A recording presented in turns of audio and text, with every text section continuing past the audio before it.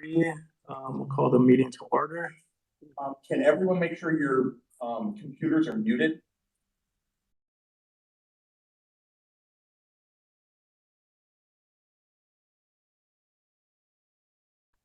Testing. Try this. Let's turn it off and just try this one. Can you hear me? Okay, we have a All bad right. microphone, Don.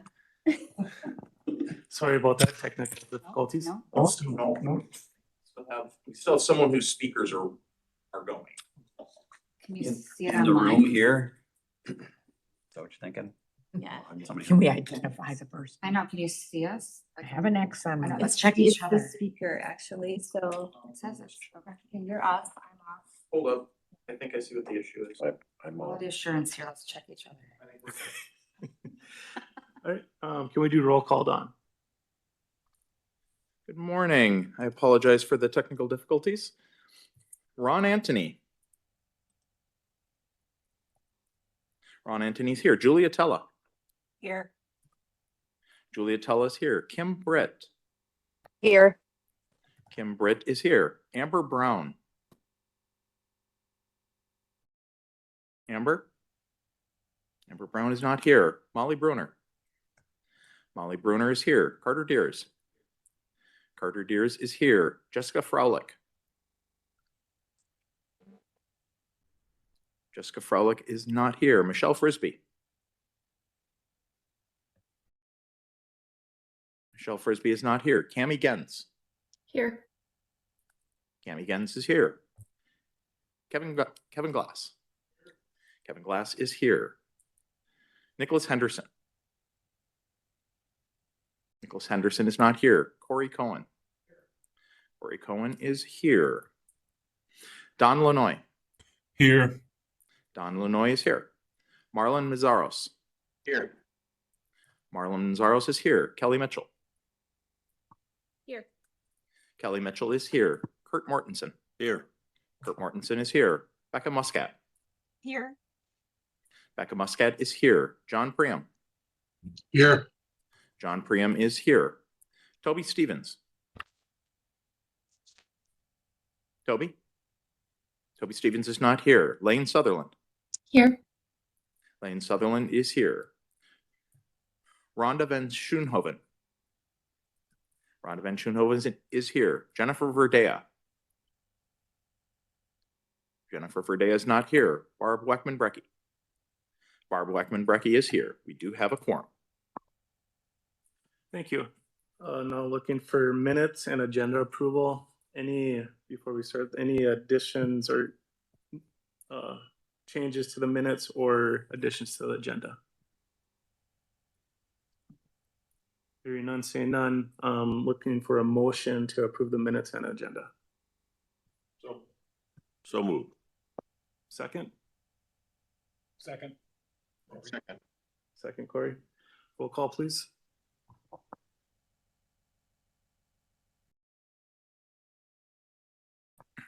Ron Antony. Ron Antony, aye. Julia Tella. Yes. Julia Tella, yes. Kim Britt. Yes. Kim Britt, yes. Molly Bruner. Molly Bruner, yes. Carter Deers. Carter Deers, yes. Cami Gens. I got an affirmative thumbs up. Cami Gens, yes. Kevin Glass. Kevin Glass, yes. Corey Cohen. Corey Cohen, yes. Don Lanoy. Yes. Don Lanoy, yes. Marlon Mazaros. Yes. Marlon Mazaros, yes. Kelly Mitchell. Yes. Kelly Mitchell, yes. Kurt Mortensen. Yes. Kurt Mortensen, yes. Becca Muscat. Yes. Becca Muscat, yes. John Priam. Yes. John Priam, yes. Lane Sutherland. Yes. Lane Sutherland, yes. Rhonda Van Schoonhoven. Yes. Rhonda Van Schoonhoven, yes. Barb Weckman-Brecky. Barb Weckman-Brecky, yes. That is a unanimous vote. Thank you. All right, next on the agenda, IPV policy.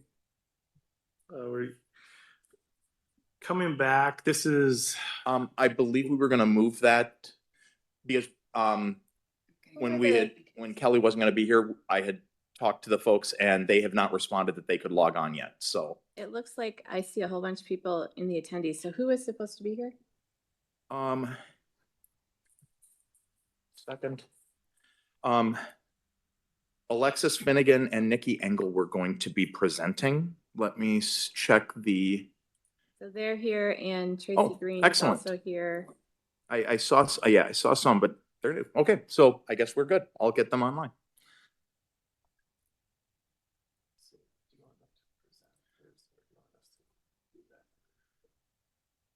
Well, what'd you say?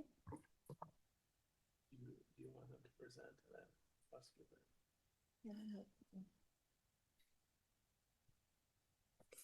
Good morning. Good morning, everyone. Good morning, welcome. Thanks for having us. Yes, so I will turn it over to you for any updates or to the policy that you have, and then we'll have further discussion. Perfect. Thank you. Well, my name is Nikki Engel. I'm the co-executive director of Violence Free Minnesota, and me alongside my colleague, Lexi Finnegan, who's the systems change manager at Violence Free Minnesota. We're both here today. We chair and facilitate the Domestic Violence Steering Committee. I'm also here with Tracy Green, who you all know, and has been presenting and working on this policy with you all over the last 9-10 months, as well as Liz Richards, who should be on the call, who is, as you know, part of the DOC Victim Services Unit and is also a member of the Domestic Violence Steering Committee. So thank you for having us today. And I just want to say thank you because I haven't been in this space around this policy. I just want to thank you all for the time you've given this policy already. It's really heartening to see our state supervision entities dedicate this amount of time and space to the issue of intimate partner violence and show commitment to changing approaches and practices when doing so is in the best interest of victim safety. We all know that change is hard, but victims of intimate partner violence deserve this level of attention, care, and investment in all of our systems. So thank you for the work that you've done and your commitment. That said, since the last CSAC meeting, the IPV reunification policy has circulated amongst the associations, and there are some concerns. And so I would actually like to turn it over to the MACAC reps in this space to share those concerns with you all. And then DVSC has some recommendations that we can talk about after MACAC kind of shares their concerns. Thanks. All right, thank you. There is still this feedback though, and I just logged off my system completely. So I don't know if it's just like very distracting when you're trying. You can all hear it, right? All right, can you hear me now? All right, it's a little better. All right. Oh. Oh, wow. That's really bad.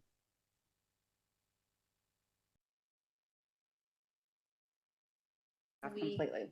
Okay, let's look at each other's computers. Okay, we're gonna take just a second to figure out where the feedback is coming from. So I'm gonna mute the room here.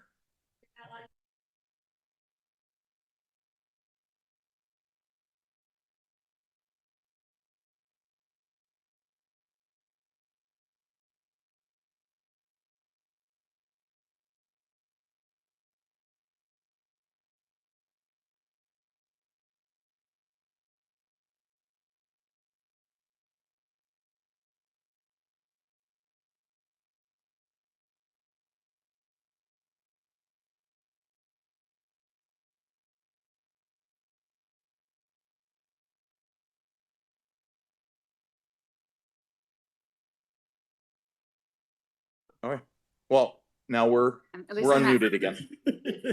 Are you logged in at all, Amelia? Or you're watching from here? Okay. And Don, did you check Don? I didn't check. Mine is muted. Like we are all doing the right thing. Oh, that's really Yeah, annoying. Okay. I'm gonna keep trying here, let me try one thing here. Can you guys hear the feedback online? So is it strong? Oh, it's not. Not really at all, maybe a little bit of a hiss, but. Try again. You may have to speak up. I turned off the mics on the tables and now the ceiling mics are on. Oh. So you have to speak up just a little bit just to be able to. All right, testing. I'm looking at Cami. Can you hear me? Okay, good. I see lots of thumbs up. All right, we're gonna go with this route then. I want to say first and foremost, like, thank you for the work that the subcommittee has done. MACAC is very supportive. We continue to say extremely supportive of the guiding principles that we've already approved through CSAC. And again, it has been a lot of back and forth and a lot of work and conversation. So Nikki, I agree with you that victims deserve this, that we want to keep communities safe. That is our goal. And so that there's nothing about, again, any of those guiding principles or things that are not supported fully by MACAC. And so again, just appreciate that. And as we go forward here. So we did bring this back to MACAC Association and really talked about it in full in terms of the policy. And so what I think that there's several different levels of, I think,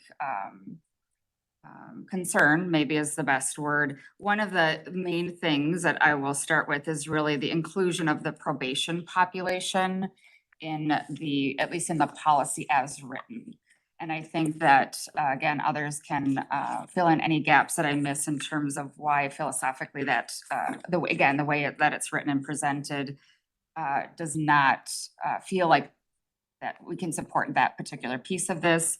Is one, because we do have our different judges, we have our different boards, we have our different local requirements related to some of these things that we also have to abide by, and we wouldn't want to approve anything, of course, that would not necessarily flow with some of those requirements as well.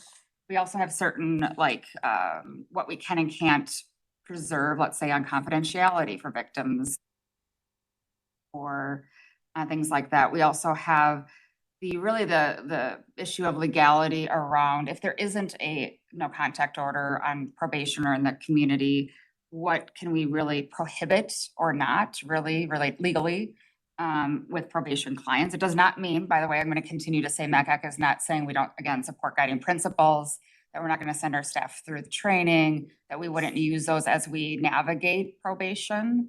But again, it's really about the language and the policy and the, again, how it's written is what we're having a hard time supporting at this particular moment as we think about the difference between supervised release and the authority versus those that are on probation. I would say I would start there. I don't know if it's like you want me to keep going or we pause on particular topics per se. Is there anything else? I mean, it's probably easier if there's like other. Just kind of go concerns through you it. have if you wouldn't at the table. Yeah, I would say that some of the other stuff that MACAC talked about was, and some of it does come down to liability concerns around, again, our obligation is to the clients, of course, that are on supervision. And there also, I think, is I'm going back and forth between the two populations because I think there were different kind of concerns depending on if you're talking about probation or supervised release. Moving back into the supervised release space, one of the other things that I think would, again, is a good discussion would be how the policy as written integrates with the condition that's set upon post-release typically for this space. So what I mean by that is, and I had it ready to, where are you now? And we can dig into the details later as needed, but I think it's about the current victim versus like any victim that's ever been there or any potential future connection to. And again, feeling like that scope is too broad in terms of this policy. Right now, the Department of Corrections standard condition around this is really around any person listed in a criminal justice report as a victim. Like, so it's any past victim, and sometimes we have a very long list of individuals that may pertain to. And so feeling like what is really the obligation of the agency that's doing the supervision related to identifying all of those past victims and making sure you're following this policy and all those, it does have a workload implication as well to that. It has a liability if you haven't found somebody maybe in a past criminal justice report related to that. So again, I just think it's a good in theory kind of philosophy and headed in the right track, and again, really support this work, but we can't support, again, as written, how the language is being applied to both those populations. Is that the at-risk? I just want to clarify. And like, yes, all the right. at-risk Yep, yep. language? Okay. Some of it that and some of it in that standard condition and supervised release related to like any past victim period in any criminal justice report. And then how do you apply this policy if there's, again, a very long list of what that looks like? And then the shall do that and the liability that might have. And again, the department, we understand the Department of Corrections can set that, right? Like it's a supervised release condition and what that, and we have that policy, of course, we have our release policy in place. I know one of the other things that was talked about is what does CSAC review versus what the Department of Corrections policies, like that you have your own process, of course, that we've gone through on many policies, including the release policy. And so again, is that for this group to, work out? Is it for the general process that the DOC goes through, that this goes through? So again, there's just like multi-layers, I guess, of discussion that happened at MACAC. I also want to, like, before we move on, kick it over to Cami for anything that I may have missed in that conversation. Yeah, and again, I think just reiterating what Molly had said, from a local probation and a DOC and supervised release perspective, the legal and operational barriers that exist right now is probably what more needs to be addressed before placing an additional mandate on agents. And so I think from a probation standpoint, we do have a lot of things in place. Essentially, there's either a no contact order or there's not. So it's fairly black and white in probation. And we support the reunification guiding principles. And I think that's a great place for us to start to give agents across the state some consistency and standardization in what we look for and what helps us determine factors in working with victims who are requesting reunification.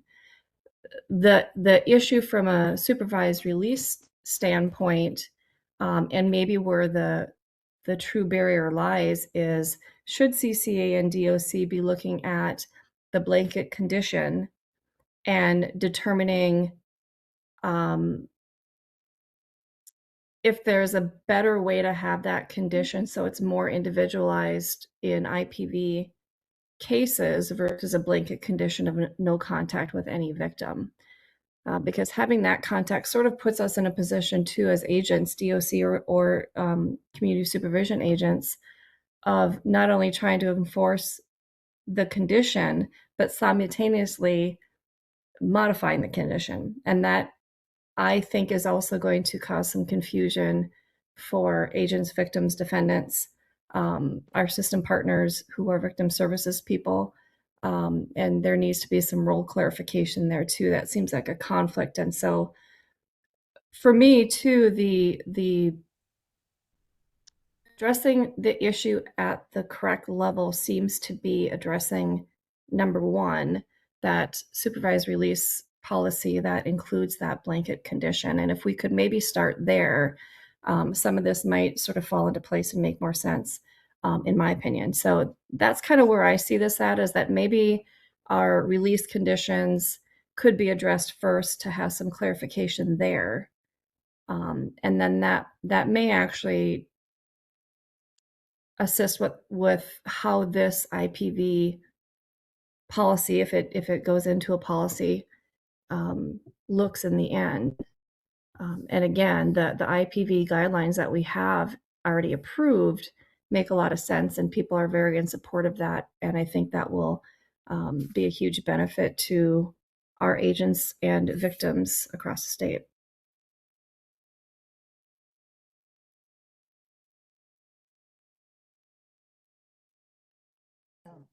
The biggest thing that was expressed or told to me by my region was their concern with being the addition of probation. We just simply do not have the resources to do that much in our area.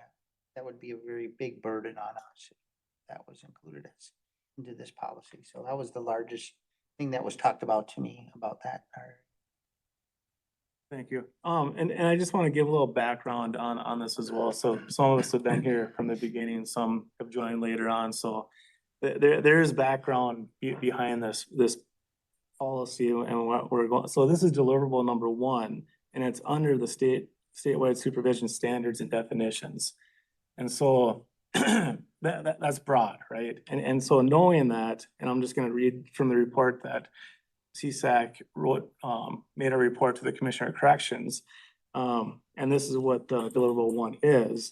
By December 1st, 2024, the committee must provide written advice and recommendations to the Commissioner on developing policy on statewide supervision standards and definitions to be applied to community supervision provided by CCA and non-CCA jurisdictions. Statewide supervision standards is a broad concept that encompasses the essential elements necessary for effective and equitable community supervision across Minnesota. Rather than establishing a single uniform standard, the goal is to develop a body of standards that define the critical components of high-quality supervision. These standards will ensure that every agency adheres to evidence-based practices and provides consistent, fair supervision to those under its jurisdiction. And so with that, and it goes on further, this year CSAC received recommendations in two key areas as part of this broader mandate to develop these standards. Intensive supervised release, which we created a separate policy on that, which this group had been reviewed and passed. And so that policy is now in effect. And then this one, intimate partner violence, IPV reunification principles. So we separated that out from our standard.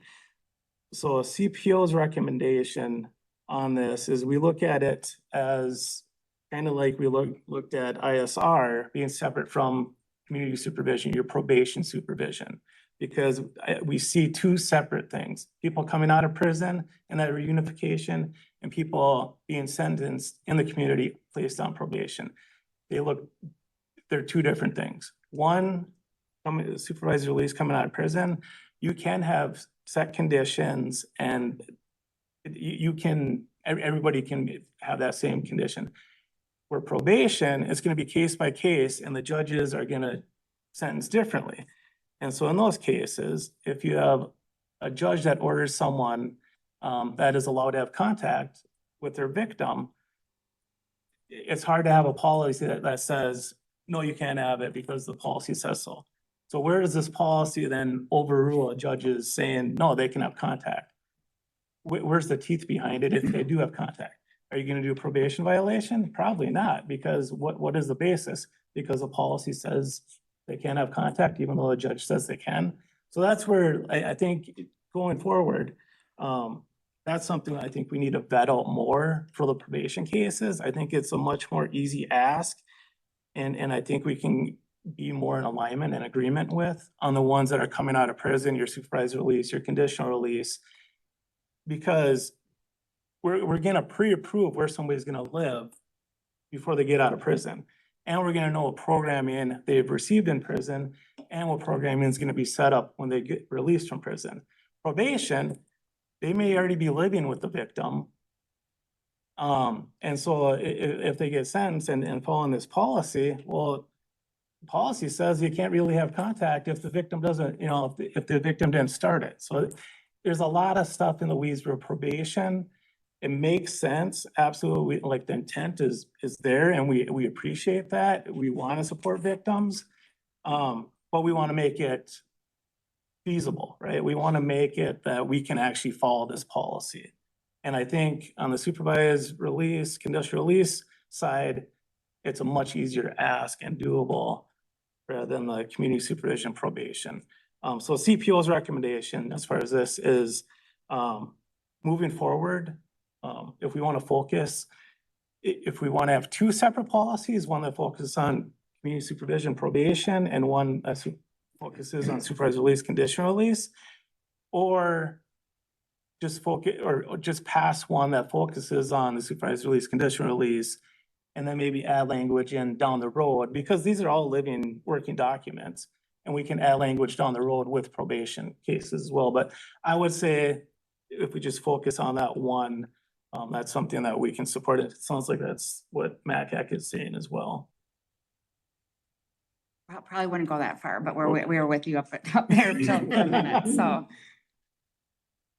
That's a hard one. I think that, I think again, it's not a. We've been trying really hard, like trying to figure out like the semantics with this, I guess, but. Because I mean, we're representing MACAC here at the moment, and that question was asked of the board of like, if this was just scoped to supervised release, could we redline this and like figure out a way to make that? And I don't want to say that we will not bring back another iteration to MACAC and have those discussions, but it was seemingly clear that that was not supported, at least at this time. And I think it was based on what we have written now. So I want to say that it's according to the current draft that we submitted last time. And again, Cami, please let me know if I'm misrepresenting or anything, but the idea here is that if this is really a supervised release requirement, that there is a policy already that has a whole bunch of stuff in there. And there is all these conditions. That's not just this special condition number 6. And that we have a pathway in which, and we appreciate the Department of Corrections on many policies invites us to a table. It's not CSAC. All these policies do not come through CSAC. So it's really a matter of process, I guess, is what we're discussing, not a matter of like whether or not we would support or not support, obviously, doing this work in SR. It's whether or not we think that CSAC is the place in which that makes sense. Or is it in the realm that has always been the case, whether it's interest aid, whether it's, again, release planning or what have you, that these discussions would come up. Because really in that case, it would then be, again, the authorities with the Commissioner of Corrections making those policy decisions on what we need to do in this realm that feel, I think, most fitting is how I would try to represent all of MACAC here. Yeah, I think that's a fair statement, Molly. And I think, again, overall, it's just, I think the MACAC perspective right now is that the already approved IPV principles provide an excellent foundation for thoughtful, individualized decision-making when it comes to victim-initiated reunification, if and when there isn't a court order or a release condition prohibiting that. And so the focus maybe should be on CC and DOC figuring out how to ensure that the legal and administrative conditions that surround an individual case allow for those IPV principles to actually be implemented, not by creating a blanket requirement that agents have to facilitate reunification regardless of whether that condition exists. So if I can step in here, thank you everyone for sharing your thoughts. Unfortunately, I can't see you guys in the room, are so tiny, so I'm not sure who was speaking. I don't know your names. I can't see your faces, but I appreciate everything that you are sharing with us. We, DVSE, heard this feedback from our MACAC representatives that are on the DVSE and had some conversations about the feedback, and we have the DVSC's current recommendations are what I'd like to put forth to you all right now. And so first, DVSC would like to ask that the CSAC, just continue to affirm, which I've heard today multiple times already, your general support for the principles. Our second ask and recommendation is that the policy should be pulled back to the DOC and edited for appropriateness for release reentry cases only at this point, which is what I'm hearing. I'm hearing some people affirm that, and I'm hearing some other people say that's still not good enough, but this is our recommendation, that they be pulled back, the DOC pull it back and go through their typical process for changing policy that touches on release reentry, supervised release agents, intensive supervised release agents, and not for the entire field of corrections. DVSC would have some thoughts on the edits that would make this current policy implementable in that way. So we would like to provide those edits. And then we would ask the Commissioner of Corrections to implement that edited policy or establish a process and timeline for the DOC to implement the policy, and that, you know, CSAC, MACAC, MACPO should be kept apprised, and or through the typical processes you all use to change policy in that approach, you know, that DVSC is kept apprised. As many of you know, the IPV reunification principles were originally developed with release reentry in mind, right? And so it makes sense to us at the DVSC to pull back and start there. So you all know the DVSC is going to continue to increase understanding across the field of this new approach to victim-driven requests for reunification. I have been a little bit concerned a lot concerned both in the conversations within DVSC and the feedback we got from MACAC directors, and a little bit today, that there seems to be an understanding that this is going to be more prevalent than we believe it will be, right? We're not asking for changes across the entire field of all intimate partner violence clients on your caseload. We are not asking, you know, for agents to explore the feasibility of reunification for every intimate partner violence offender being released from prison, right? This is a very small subset where we have victims driving reunification. And so there's clearly still like education and clarity and misunderstandings, and that is the DVSC's work to do. We will continue to do that work.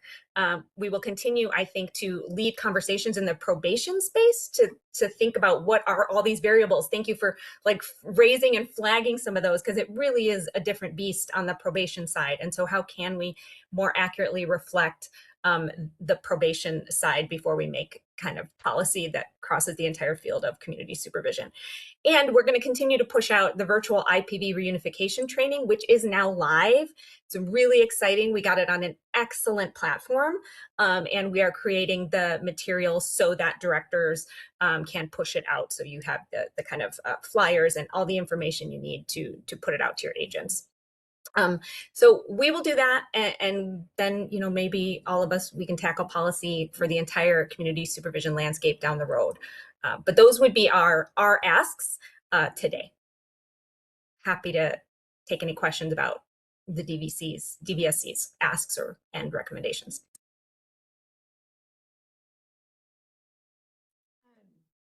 This is Kelly talking from DOC perspective, and you know, one thing I will say is that we do support having this apply in the supervised release context.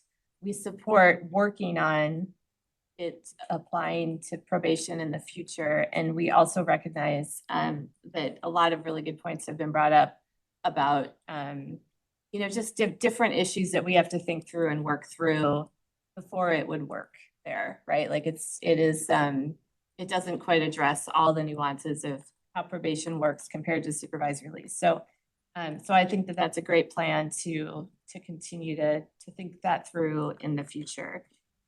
What I'm a little concerned about is like, yeah, we can go the route of DOC just doing it, but I don't like that. You know, I don't like I don't think that's collaborative.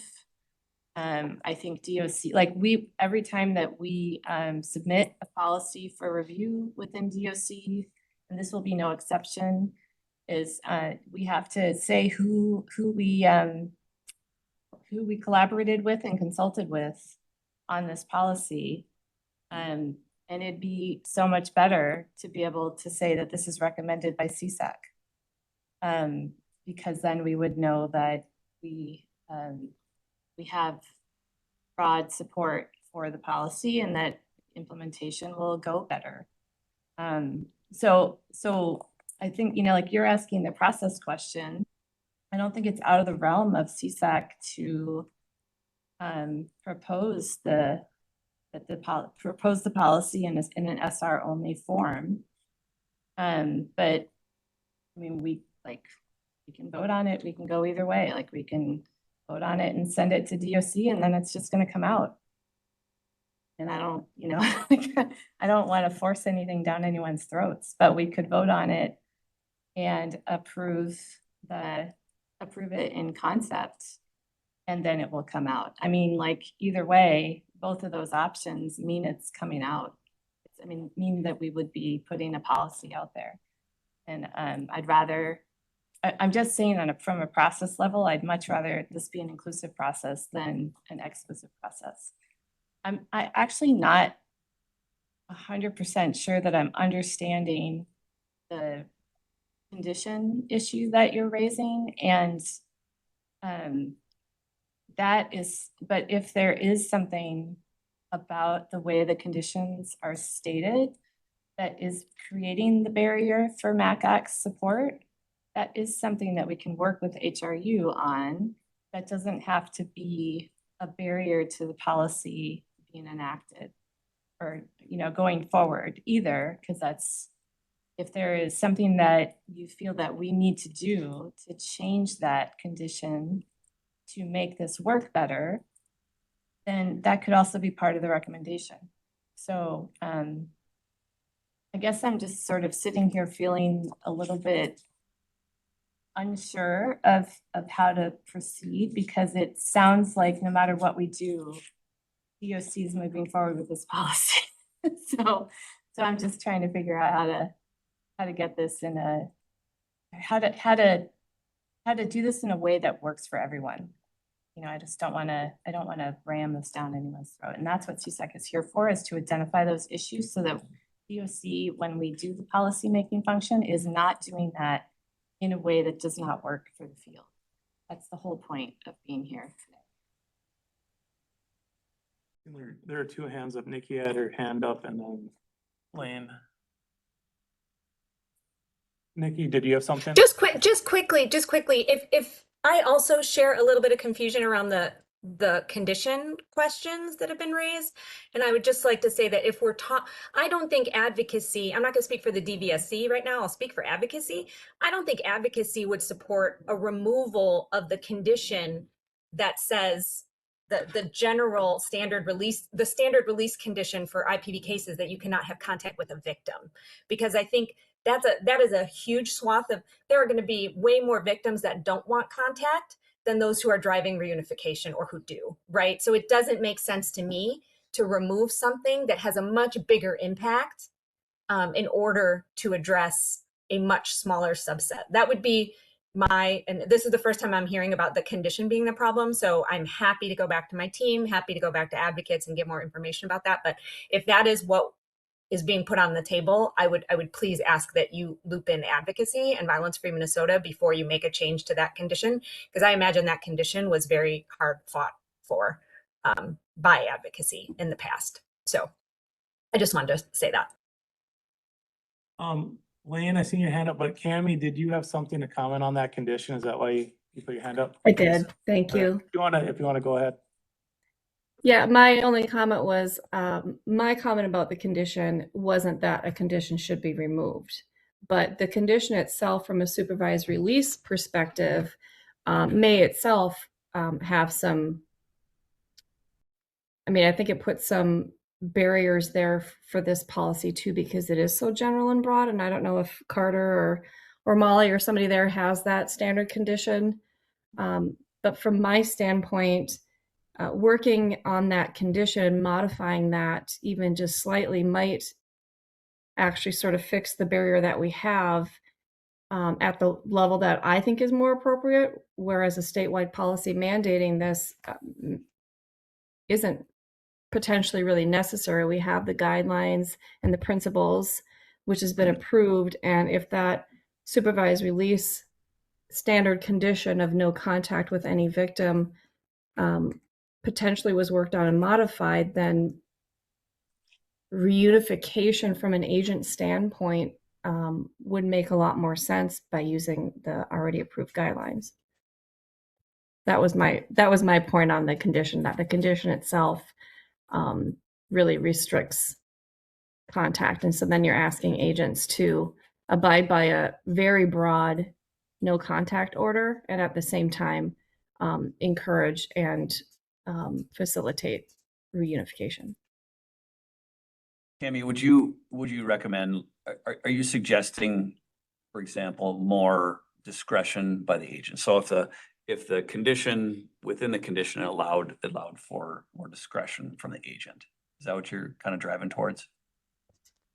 No, I would never say that I want to put more discretion on the agent when it comes to victim safety. But what I'm saying is that that condition itself is very broad in that it basically says the defendant, the supervised releasee, cannot have contact with anybody who's ever been a victim in any criminal case. So it's not specific. It's very broad, and it's not specific to IPV, and nor does it actually give any guidance if victim contact were requested. That condition in itself doesn't allow for that. So sorry, just, there's the standard condition and then there's the special condition, and I don't know if they're the same or different. Now I'm getting confused, but my understanding and where these conversations with Al Godfrey originally started 5 years ago were in the standard or special condition, whichever one we're talking about. It does say unless with the agent's discretion, right? All this no contact applies unless, and now I'm, except with agent discretion. And at that time, the conversations started between DOC Field Services and VFMN because there was no, how were agents to make that decision? How are they to use their discretion? How are they to make any kind of decision about what would be appropriate or not? There was no guidance. There was no principles. There was nothing for an individual agent to turn to say, how do I know I'm making the best decision here? This victim is requesting contact. I can allow it at my discretion, but I don't know what to base that off of, right? What do I have to, that was the original, that was like the origins of the IPV reunification principles, was to create that guidance. So just kind of bringing that into the space.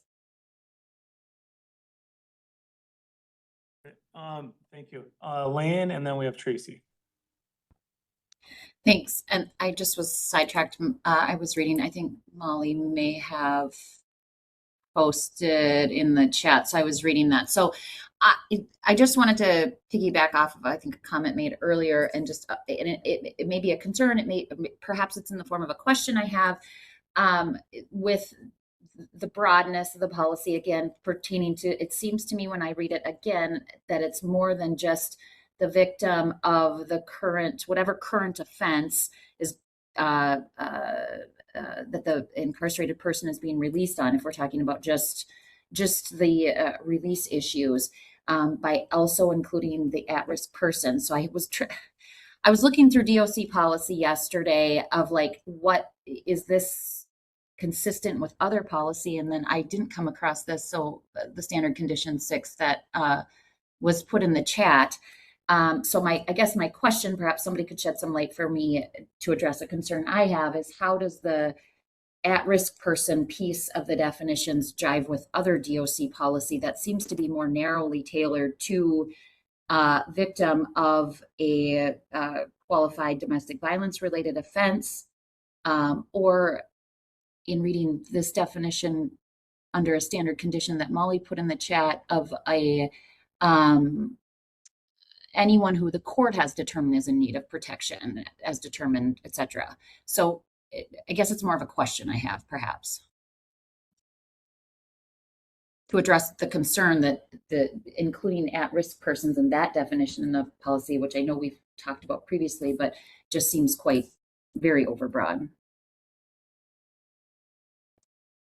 So I'm happy to tackle this, but I don't have to tackle. You guys have had conversations around this issue before. Again, I think this is much clearer in the supervised release space, where we have individuals with who are incarcerated, who have perhaps extensive domestic violence or intimate partner violence histories, who then are released to a new partner who may or may not have all of the information. And so this is really the inclusion of folks who are at potentially at risk, in the sense that they have the potential to be a future victim, right, with someone who has repeated ongoing intimate partner violence offenses, that there is a connection made with the agent, that the at-risk person has an understanding of, has been told the truth, has an understanding, and has that contact, so that in the case that there is future violence, there is some trust, some information sharing, some connection, to increase both that person's potential safety, but also accountability on the behalf of supervised release, right? Like their ability to hold someone accountable, who may be engaging in the kinds of behaviors that don't show change, that even if they don't rise to the level of a crime necessarily, are not evidence that someone is in community in the ways we want them to be, for public safety reasons, et cetera. And I see, in Liz, you had your hand up. I'm assuming you had a response to that question as well.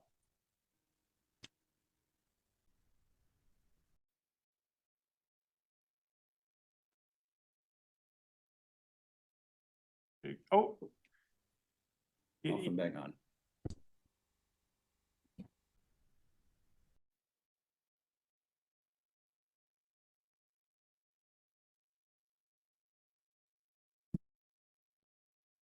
Oh, there you go. Okay, having a little trouble there. I would just add a couple things to what Nikki said. I don't think that there are other places in sort of policy where this notion of at-risk person is defined in the way it is in the reunification principle. So I do think that is something unique. But I would say this is that, I mean, the DOC already investigates potential placement options for people upon release, and it sort of builds off of that. And when Nikki says we have these cases where we have a longstanding history of domestic violence with multiple victims, right?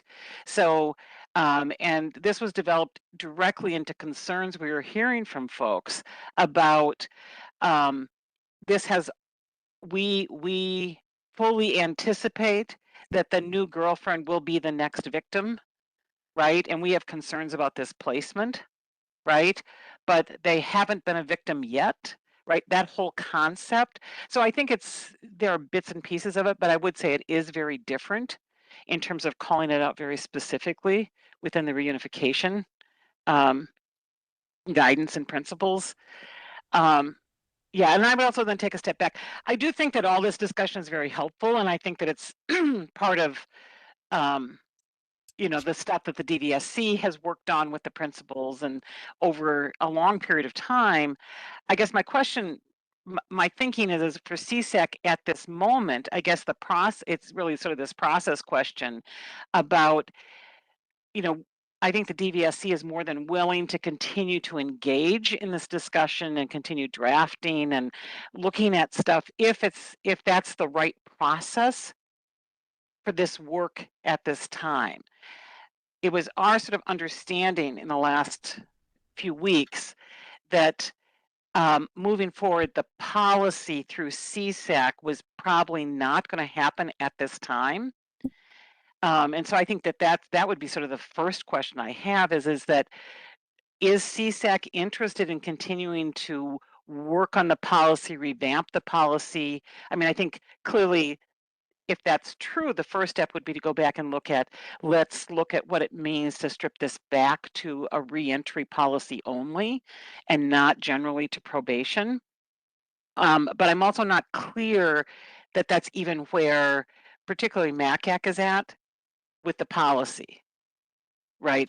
If my understanding is MACAC, and correct me, those of you who are representing MACAC here, that not looking to move forward the policy in any fashion at this point in time, supporting the principles.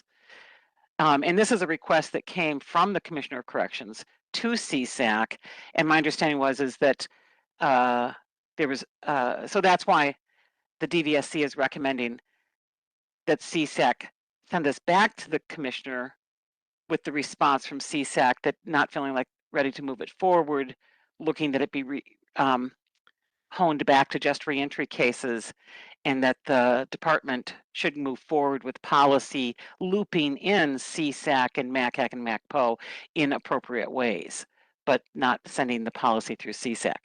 So I'm a little confused on what we're actually you know, what makes sense.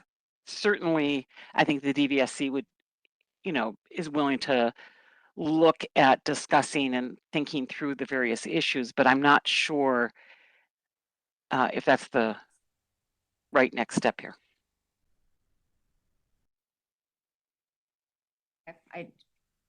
Tracy also has her hand up, who's a MACAC director as well. I don't know if she was, did you want to respond to this, Tracy, or is it something different? Nope, I will jump on too.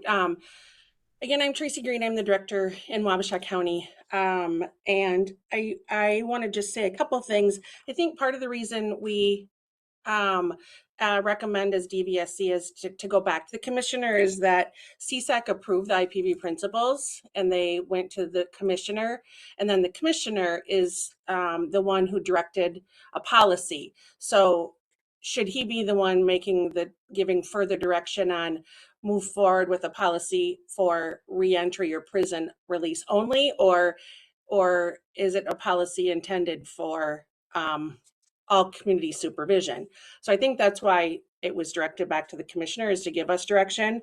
If CSAC feels that you can give a direction, and as Nikki indicated, we as DVSC are still willing to revamp this and bring back proposed language directed to prison or community or prison reentry only. So I think we just need that direction from CSAC on how to move forward.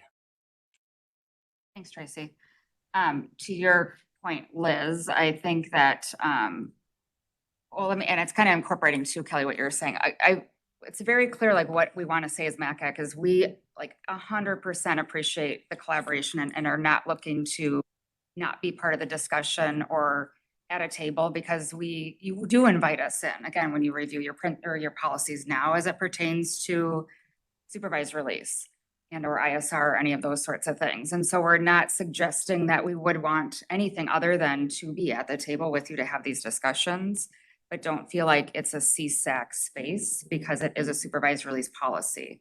I think to Tracy's point, when you look at the original CSAC report to the commissioner, it was not to do the policy, and it was a commissioner back that said, can you please make this into one, which definitely feels like then the authority of, where that belongs is with the commissioner and not with MACAC and, being signing off on the authority of the policy. It is a supervised release requirement. So, but by no means are we wanting to not be and appreciate all the collaboration we always have had, I feel like, and are having now. Again, it was a matter of process, not a matter of not wanting to be at the table with you.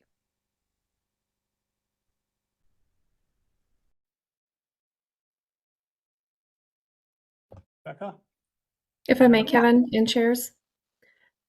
I also think if we were to take this to a vote today, unfortunately, I think representing MACAC directors, I would need to vote no on it, but we do meet tomorrow.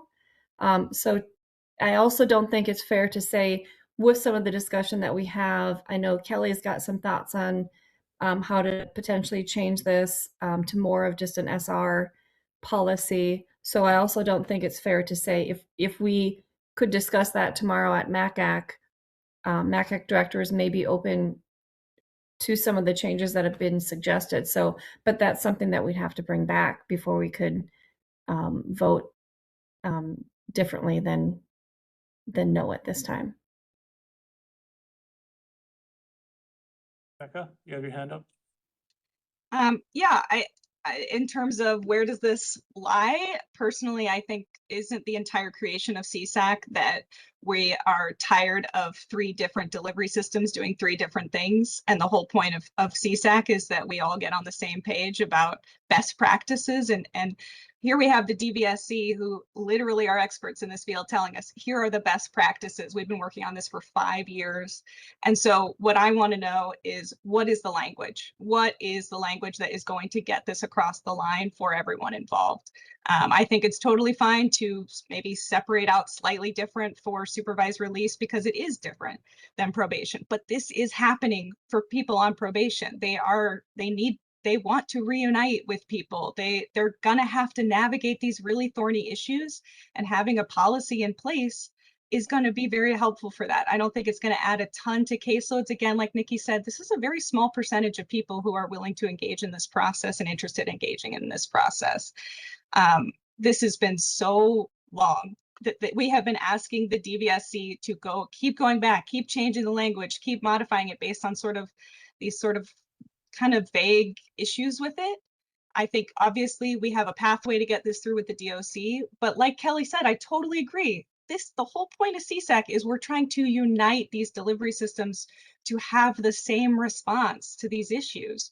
So I would like to know, what is the language? Tell us specifically, tell the DVSC what is the language that will get this across the line, because this is an issue.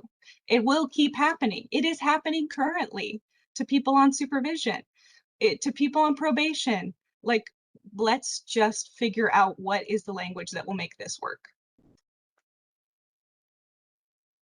Thank you.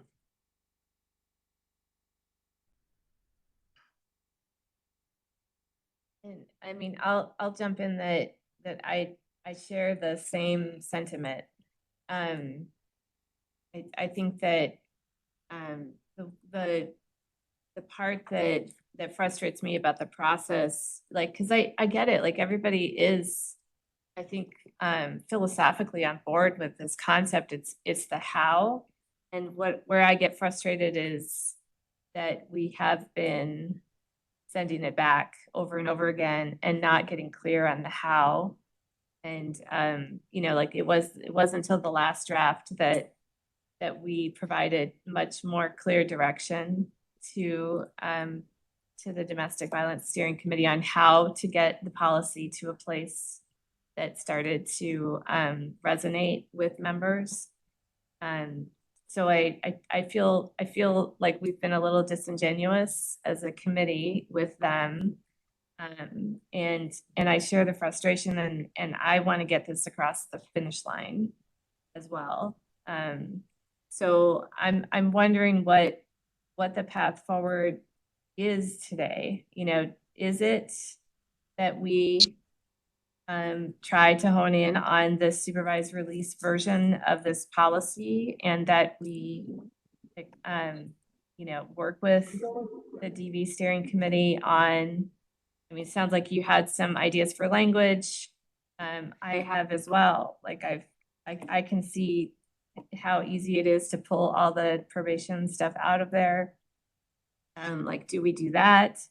Is the at-risk, like, I'm also kind of unclear if whether including the at-risk individuals is another sticking point, or if there's a way to edit it to include any of that, maybe even confining it to housing decisions, you know, or something along those lines, because that is where it comes into play more often, is that release plan, and where are they going to be allowed to reside with somebody who could be the next victim. At least that's my understanding of where it comes into play more often. So like, is there specific direction that we could provide today that would get us a draft that might be more palatable for all three delivery systems? I think the thing that MACAC can commit to is what Cami said, is that today, based on the last conversation, Cami's right. Like, this is the position as representatives of MACAC that we have to take. We can bring this conversation back and walk through these particular things and ask that question. Is there a pathway? What language, if any, could our association support, and bring that back, and or if not, again, reiterating the position, I guess, and then we still have to kind of grapple with that. But again, we do have a meeting for this week and tomorrow and Friday, so happy to bring that back again, and let you know from there. I mean, I'd be satisfied with that, because that would probably bring a draft to us in September that we could look at again, right? What about this condition of release? So I'm looking at it, and thank you for thank you, Molly, for being able to post the condition of release in there when I, working for DOC, couldn't find it. So I appreciate that. But the very last phrase in there is it's basically no contact, no contact. The first front end is the offender has to refrain from contact with the victim. The very last sentence is without prior documented approval of agent. So it sounds like there is room for the agent to begin to allow reunification to occur, assuming there's no contact order. There's no other order in place, which is a hard no. Is that language concerns you? This is where, when you're speaking on behalf of a whole lot of directors, like it's hard, and I just don't want to get it like quite, because we do have some legal expertise on our, discussions as well. So again, I would add this to the conversation this week to get more clarity before I speak exactly like it's the combination, my understanding is a combination of the shalls and musts in the policy related to what supervised release agents need to do with, and again, any person either the DOC identifies or any person listed in any criminal justice agency report, which could be who knows how many victims if they have a longer history, or anyone the court has determined in need of protection, like that could be past Danco's, past, things. I mean, this is a very large, could be not just one or two people. And then we have the at risk, yep, that complicates things. That we're talking about when somebody's released. So it's huge. It could be huge. Then it's not just the current case that the person may be in prison for. And then we say, okay, so that's the body of people that it's applicable to related to this standard condition. Now, agent, you need to do everything in this particular policy is it's too much. It's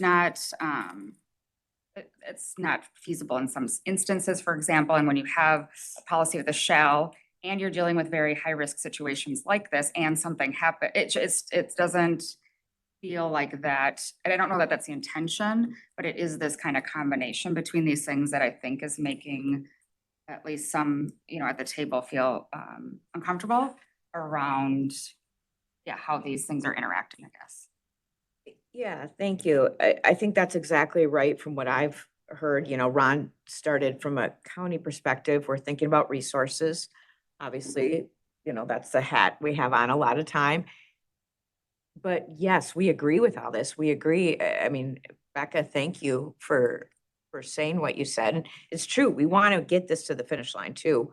We want there to be good, especially good guiding principles. And then we have to think about policies. But the other part, especially when we read this, especially when folks who are doing this work every day can think of a situation of somebody, and then they read this and it's like, well, I have no control over some of these people. They don't have to talk to me. And yet this is happening. And so I think we get worried about liability also, because in the last years, based on how policies are written, it increases our liability in a way that is not good for anybody.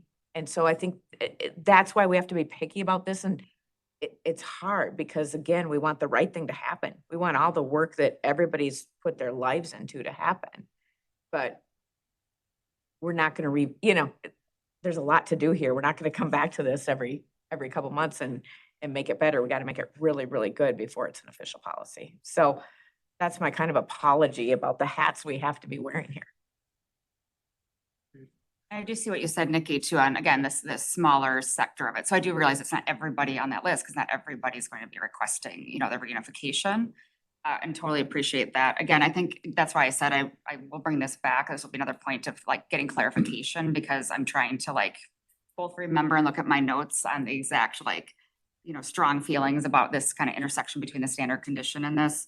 The only other thing I would say that I recall is looking at the policy under okay, so when the scenario does take place, then what do you do? And in C1C, it talks about agents must require engagement in relevant programming pertaining to the risk needs, including but not limited to, and that has those better interventions. Some of that is, does every agency have all of those resources? Do they have victim advocacy places, or do we have a policy that either can't be met somehow, doesn't have the programming somehow. So again, back to, I think Commissioner Anthony's statement around, do we have resources to do this too? I mean, so again, there was multiple levels. It wasn't just one point, but this. So again, happy to bring that back for further discussion and ask for clarity from MACAC, but. And I guess too, in addition to resources, there are variables that come into play outside the control of probation that I get the sense aren't recognized in the policy as it's drafted. And is there a way to recognize those variables from a liability standpoint? Liz, you have your hand up? Yeah, I guess, so I just want to be clear that my understanding is that this will be brought back to MACAC, and the first question is if this policy were scaled back to just pertain to reentry cases and not to probation generally, is that something that MACAC, if the language were correctly, within the policy, is that something that MACAC feels like they could support at this time? That seems to me the first question. If the answer is no, there's just too much stuff either within the policy or other stuff going on where MACAC feels like now is not the time to go forward with the policy through CSAC, then that would be nice to know. But if it's like, yes, if we scale it back to look at reentry cases only, then what are the specific points that you feel need to be addressed, even if looking at that scaled back policy? And are there specific directives that you would like the DVSC to address? And if that's true, then getting that information back so that we can work on that prior to the September CSAC meeting would be helpful. But if MACAC is at a point right now, for whatever reasons, to say that we don't feel like we want to move forward a policy, right, then that would, right? I mean, because the DVSC, is willing to engage in this, but it may not be the time. And so I think part of the sentiment from the DVSC is like, we can continue to wordsmith and engage in conversation, but we also have other things we're working on. And is this the priority?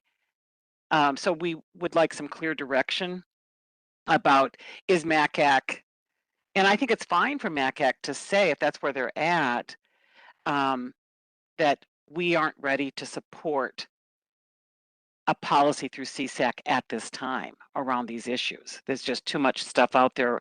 Because the condition is one of many issues that I heard you raise in the meeting today. So I think that clarity would be very useful. And if we could get that sooner, so we have some time to work through if we are indeed bringing back a policy to CSAC or not, if that makes sense.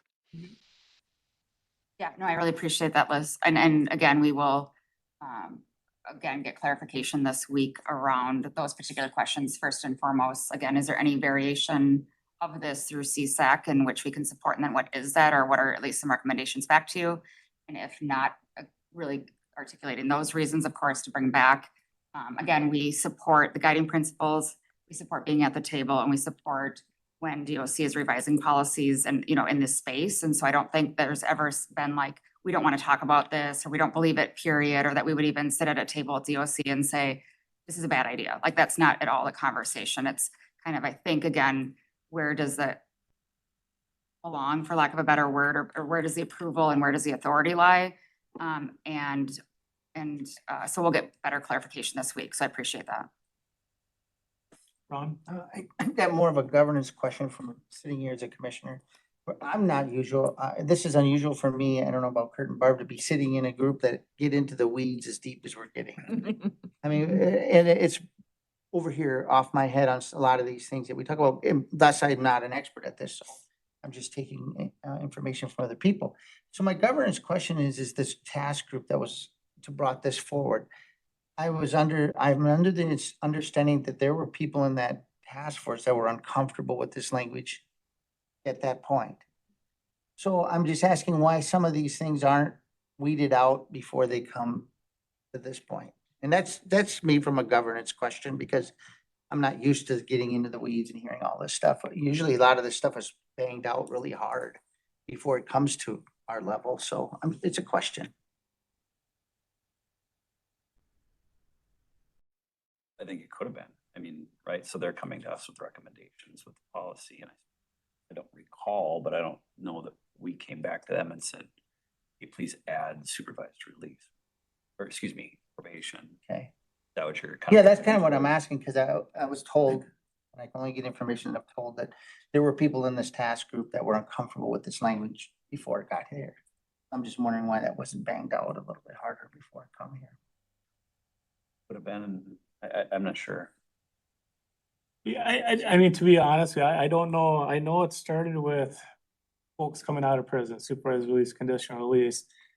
I lost track where probation got in the mix of it, because to me, we're not equipped to deal with probation cases, because like I said, I'm not gonna repeat what I said before, but so, and like Nikki had mentioned, this started with supervised release, conditional release. It started with that population. So to me, that's exactly where that we should be focusing on, where we lost track of that and now we're here. I don't know. But I think we need to come back around and focus on that population. And I think we're close to coming to a compromise. I know CPO and DOC are ready. I think there's just a couple of things that need to be tweaked on the MACAC level that I think we can work out. But I think once we come back, my hope would be if we come back with suggestions, if Nikki, if your group can send out your recommendations, MACAC meets, they come up, we can maybe send stuff out via email, have some conversation and have a more, maybe we can vote on it in September. Because I think that the framework is here.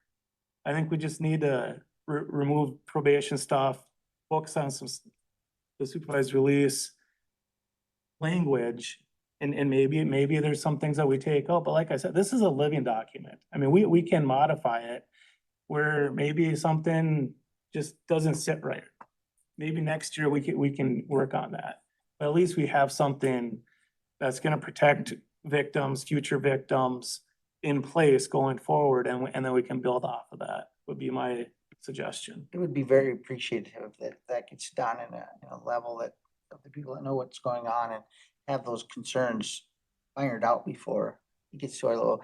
And I'm just bringing it up because my concern is when I get a call and says, hey, something's going on with a potential action item at this group that we have legitimate problems with.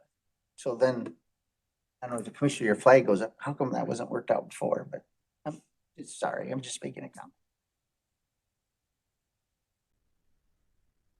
Okay, so I don't mean to take over, but I'm hearing that MACAC is gonna talk about it tomorrow and at least answer that baseline question, like, are you interested in trying to work out or seeing if we pull it back to supervised release, is that something you're interested in trying to move forward with? If so, then you will try to identify the areas of concern that are in the current, that are in the policy that would need to be addressed in order to put it in the realm where MACAC could support policy.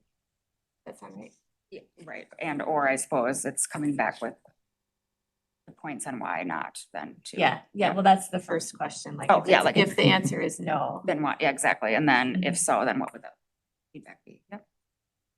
And thanks, Nikki, for your contact information, so we can get you that as well. I do have one request though for the policy. It has high threat client. If maybe we could have a definition of what a high threat client is, I think that'd be helpful as well. Or maybe we take it out. I don't know, but either way, I would say a definition for what that is.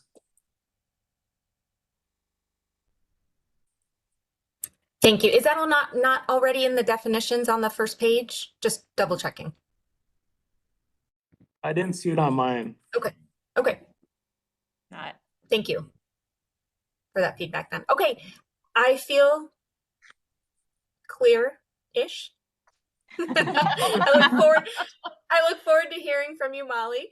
Like I said in the chat, DVSC meets next Tuesday. So we'll discuss this conversation. Hopefully we'll get some great clarity from the MACAC folks, and then happy to, by email, kind of work out what next steps are for all of us here. So thank you for your time today. It was a lot of time. So thank you for that. Appreciate all of you and the work you're doing. Just anyone is welcome to reach out to me at any point if you have questions or want to chat. Thanks, Nikki. Good. Thank you. Thank you. Appreciate it. Right. So we're at a little like 10:40. I think we're gonna need a break. I'm a big break person here. I hope that after next time, you keep those breaks going, Kevin. Probably, no, just kidding. So I have 10:48. Can we take a 10-minute break and then come back? Sounds good. All right, thank you. Sure. Yeah, Meeting one time. Yeah, no break. Demand. It's like. Heavy stuff too. It's like, that's a lot. Yeah, I think he need a needed to go, break. I think he wanted to go to the lake or something. Oh. He had Get a, out of here, let's move. he had like a. Shit to do.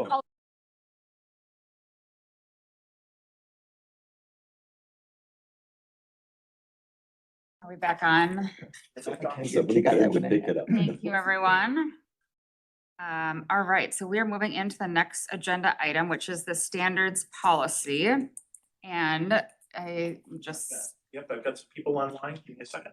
okay, we're moving some people up that I think are doing this presentation. Tracy, John, and Rhonda. So as soon as, Don, you say you've elevated everyone, I can. You're good. All right, and I don't know who of you are taking this. I'll first. start. Thank you, Rhonda. I'll start with input from my partners. So we went through and took back your suggestions from the last meeting. So we revised some of our definitions. There's some that you might notice are taken out. We did take out recidivism and desistance because as we looked farther into the policy, we just weren't addressing those in the policy. And then we really tried to open some things up, and also give some structure around, I know there were concerns about time of stability before discharges could happen. So we tried to address that while still leaving some autonomy for agencies. That was some of our big changes in this. We did not change supervision levels or contact things at all. It was really language in those other areas of stability. We also add the supervised release area because it sounds like that was not initially taken care of in another policy. So they wanted, whoever that was that reached out, wanted that placed in this policy. So we have a supervised release section now that was added in from our last look at this. Tracy and John, do you have things to add? No, I think we just, the only thing I think we overlooked is we added the supervision released information kind of twice, right? We kind of repeated ourselves, so we'll have to delete some of that out of there.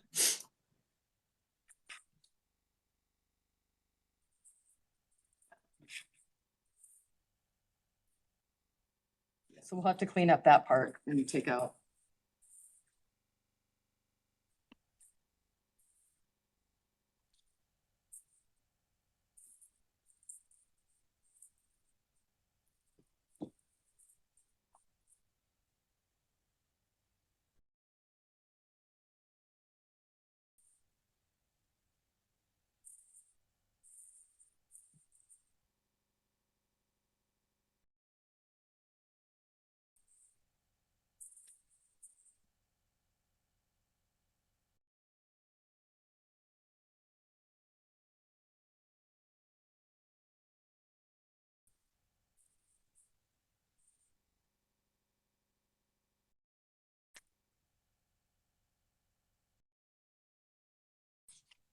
I'll start. Yep, this is just a discussion one, Yeah, so this is I'll take discussion. notes.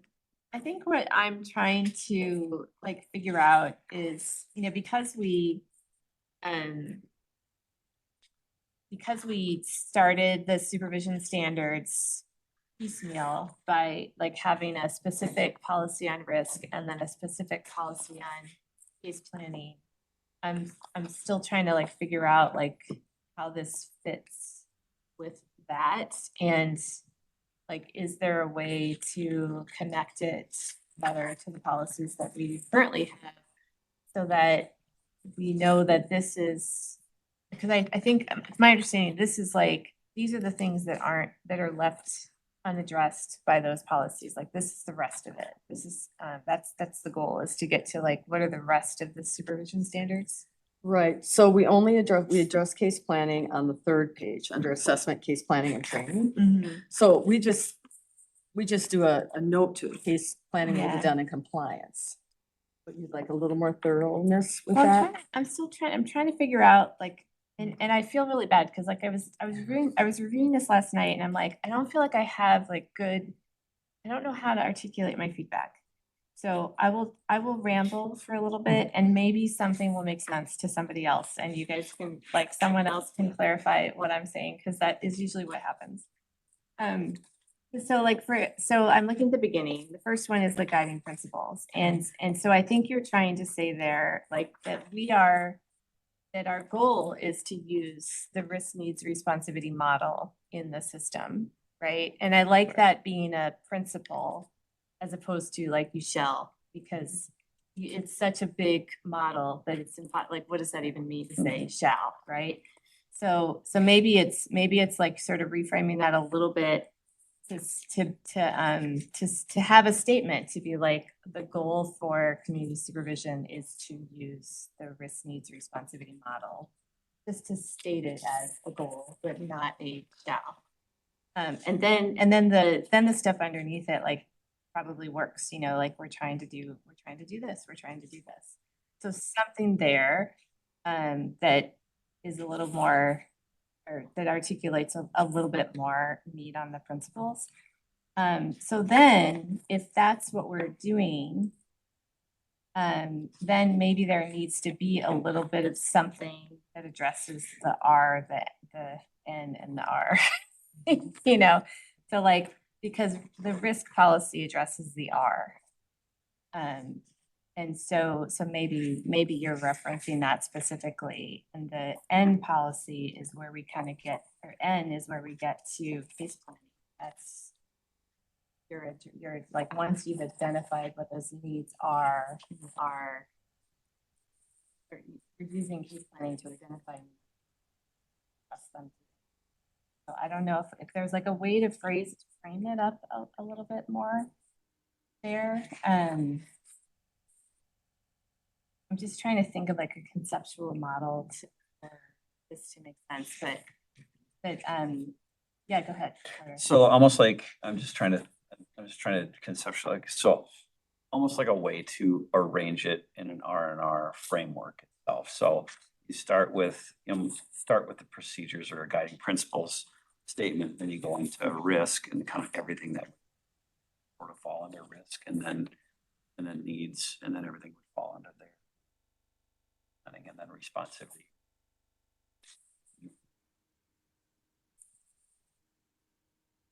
Maybe risk is where the minimum contacts come in, right? Because those are varying based on level. Yep. Maybe Their that's what intensity. Yep. that ends up being. Yeah, that's the intensity. So maybe trying to follow a format like that ties the standards to the model that we are trying to implement across the state. I don't know. It's inherently difficult to put a patchwork of Yes. things that don't belong elsewhere into a policy. You know, so I think that's part of it. But if you were to take references to all those other policies to make it make sense. Yeah. It's just a suggestion. That's what maybe what my feedback comes down to is that it felt disjointed and I wasn't sure like how these things fit together. And so I've been trying to conceptualize, is there a way to join them together? That's my best idea. Which you can take back and say, that does not work. So Well, and I think our focus has been on the intensity of supervision, right? We were really looking at contact standards and the minimum floor so that we have an expectation across the state. I mean, that's where we really focus so much of our time. And it's been interesting because that has been the least amount of discussion here, Yeah, you know. that's right. Mhm. That is interesting. I would agree with you, Kelly. I think like, and maybe I'm saying the same thing and maybe I am saying it slightly differently, so you let me know, but the risk, who we supervise at what level, right? The case planning and then how well we do it. And then, like you said, you have this kind of dosage or the supervision, and then how they're all integrated and separate in its own like principle, right? Concept or whatever. And so we do have to look at the totality of all of those. So the case plan, all of those together, because one does influence the other, right? The who, the cut point, all the things that we're grappling with on the risk assessment subcommittee to then this one, because of what that means does then say, well, then what is the resources needed then for that, right? Because that's on top of it. And then we're saying you have to at least do case planning on high risk according to that policy and highly encouraged on moderate. And this intensity question also integrates with that question, right? And then it's what is the quality of work you're doing with the individual related to all of those concepts put together, right? And so how do we help like all of those things, like whether you said it's flow, so it doesn't feel disjointed, because it really is, I think, even when we go talk about it here or go to our delivery systems or whatever else, it's all together. Does this work and what does this mean? It's not just siloed like decisions, right? Right. And so I think that's really important. I also think that and I know, again, we've talked about this before, why the risk assessment, group has been its own group. It's a huge body of work. And I do believe I've heard from the JRI2 group you don't hear those conversations unless you're in both groups.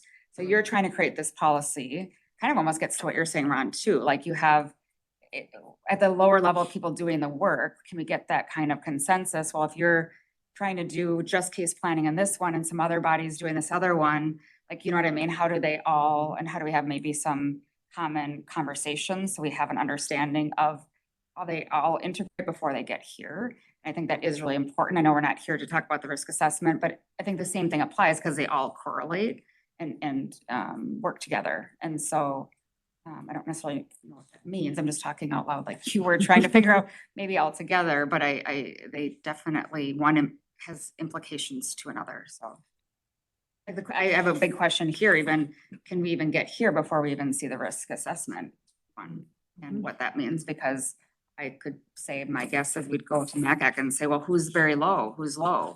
Who's this? Who's that? Right? Is it just based on our own individual stuff and we all do different things right now, or what? So again, it's a kind of a little bit like in sequencing too, right, of how these things all. Right, and we had that conversation. We worked off the LSCMI. I mean, we did.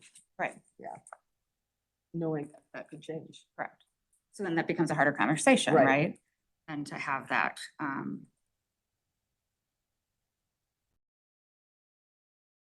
I mean, again, I would say this feels like just very high level, doing R&R work for so many years. It's good. I mean, I know it's incorporating APPA standards. I know it's incorporating what many of us do. I know it has, again, like all of the guiding principles and the spirit behind what we're trying to achieve here. So like from that perspective, that, it makes a lot of sense. The only other conversation I wanted to have, and I think I brought it up before, but under not page number, second to last page, D. No, I'm sorry. D, supervision level transitions, criteria for reduction to medium risk and above.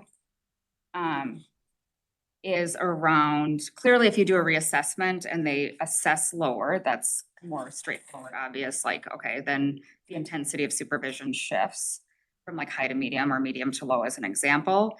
It's so like, again, I get that you don't absolutely need to have a reassessment in order to think about criteria to reduce, but I do want to just, I guess if there is a space for discussion, the absence of significant or repeated violations along with, so you don't have any of those going on, and then you meet at least one or more progress towards case planning goals. So it's not even like you succeeded or like completed successfully, like, so you're making progress.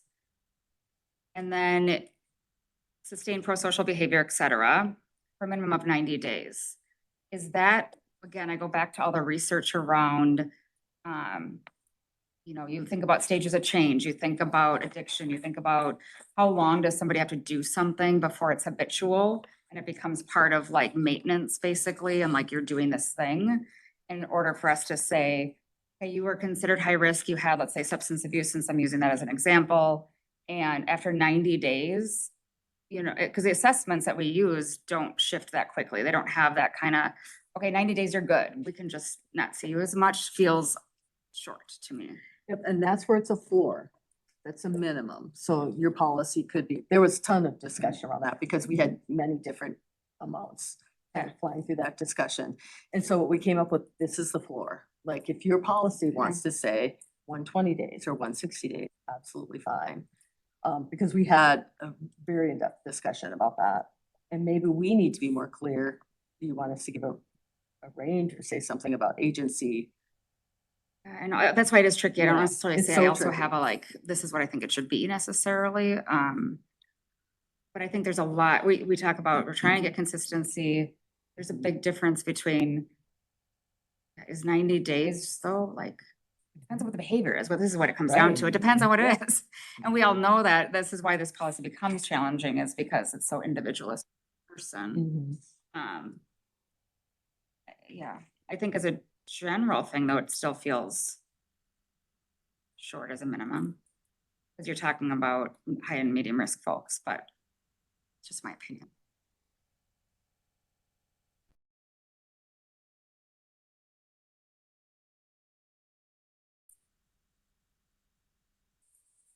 I don't know if John had anything, any comments, feedback?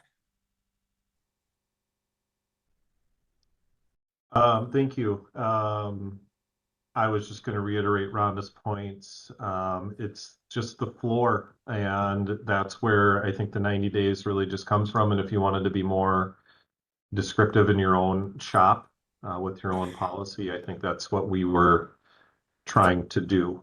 And in general, you know, just with the policy in and of itself, to Molly's point, with the uncertainty with the direction with the risk assessment, I think it is a you know, continued talking point of, yeah, do we want to continue to move this forward, knowing that we really haven't established, you know, when we talk about what very low risk or low risk looks like across the state, do you want to continue moving this forward when we are still working on some other things as well? So do you want to continue to move this and still have some uncertainty around risk assessment? Or is this kind of where you want to kind of leave this right now, knowing that we still have other things we need to work on as well? That's it for me.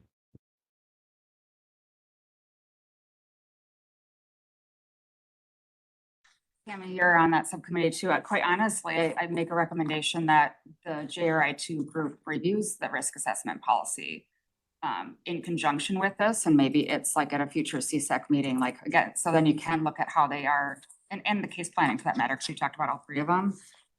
You know, how all things work together, because you have done a deep dive on the research of all of this. They've done that on the risk assessment. We already have the case planning, and so you have, you know, the different subgroups talking together to like make any recommendations or shifts that you might think from your lens might be important.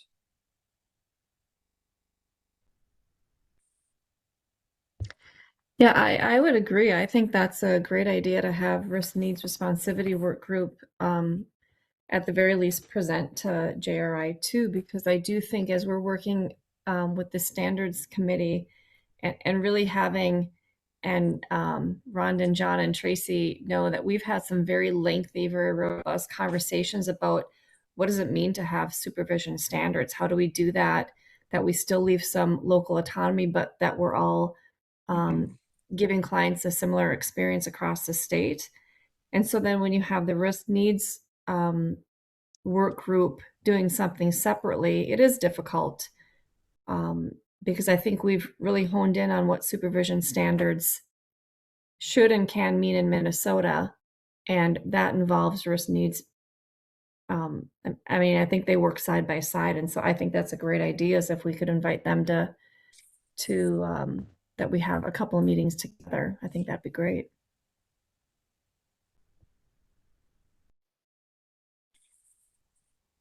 Yeah, I think that's an excellent idea. I appreciate the work that you put into this. For all the information that you have, I think this makes sense. But then working together to formulate. And then I would say after that meeting, after the three discuss, because on here, references owner, CSAC, EBP statewide advisory committee.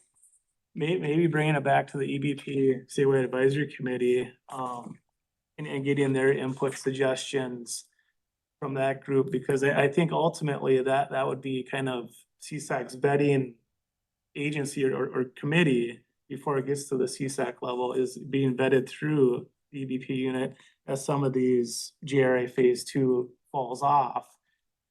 Where do those committees end up going, right? And I think the thought was that it'd be going through the EBP committee. So I think starting there, that would be good, because then maybe that's something that can be combined. It's just my suggestion. So that's interesting. I mean, so maybe not to, because I'm not, the suggestion is not to create like so many layers, obviously, either. That's like, we're trying to move these things through. So maybe it's not, I'm just asking the question, maybe it's not the presentation of JRI 2. Is it that JRI 2 and the risk assessment group then go to EBP advisory, and that's how, that's where the integrate, because I didn't, like, to your point, that is the standing group has been the longstanding group and will be going forward on all, like, kind of all things EBP. So it can help these subgroups then with these kind of integration flow, so it doesn't feel disjointed things. And then we have the chair here at the table with Corey being able to kind of help shepherd those conversations and bring that back here. Exactly. I like that. Okay. Well, I mean, it's just a suggestion at the moment. Wasn't to get after it. You got this. Because then it would go, I wouldn't want it to be like JRI 2 and then the advisory, you know what I mean? Like, it feels like you have these like experts working on this stuff. And so that would be and again, it goes back to Commissioner Antony saying, like, can you work out some of these things? So if you do have any disagreements or things, again, you have then this group that's why we have it, like, even before CSAC. So like, help us get there. I think, we've brought this up several times in these meetings. I think this is the one particular, I'll put in quotes, policy that's really difficult to take from a conceptual framework and put it into statewide consistent expectations, because it is so broad. We're talking about R&R, we're talking about contact standards, we're talking about transitions and supervision, discharges. I mean, we're talking about the whole spectrum of supervision in these meetings, and these meetings go long, by the way. These guys are right. We have very robust, Cami, you're right, very robust conversations in these meetings. And so I think it's still a challenge to some degree to say, how do we take all these really good ideas and concepts and package it in a way that's manageable for agencies, achievable, but then you also leave that area of autonomy, discretion we always talk about. Because all of us have policies on supervision standards currently in different ways. And when we collected them all, we analyzed them.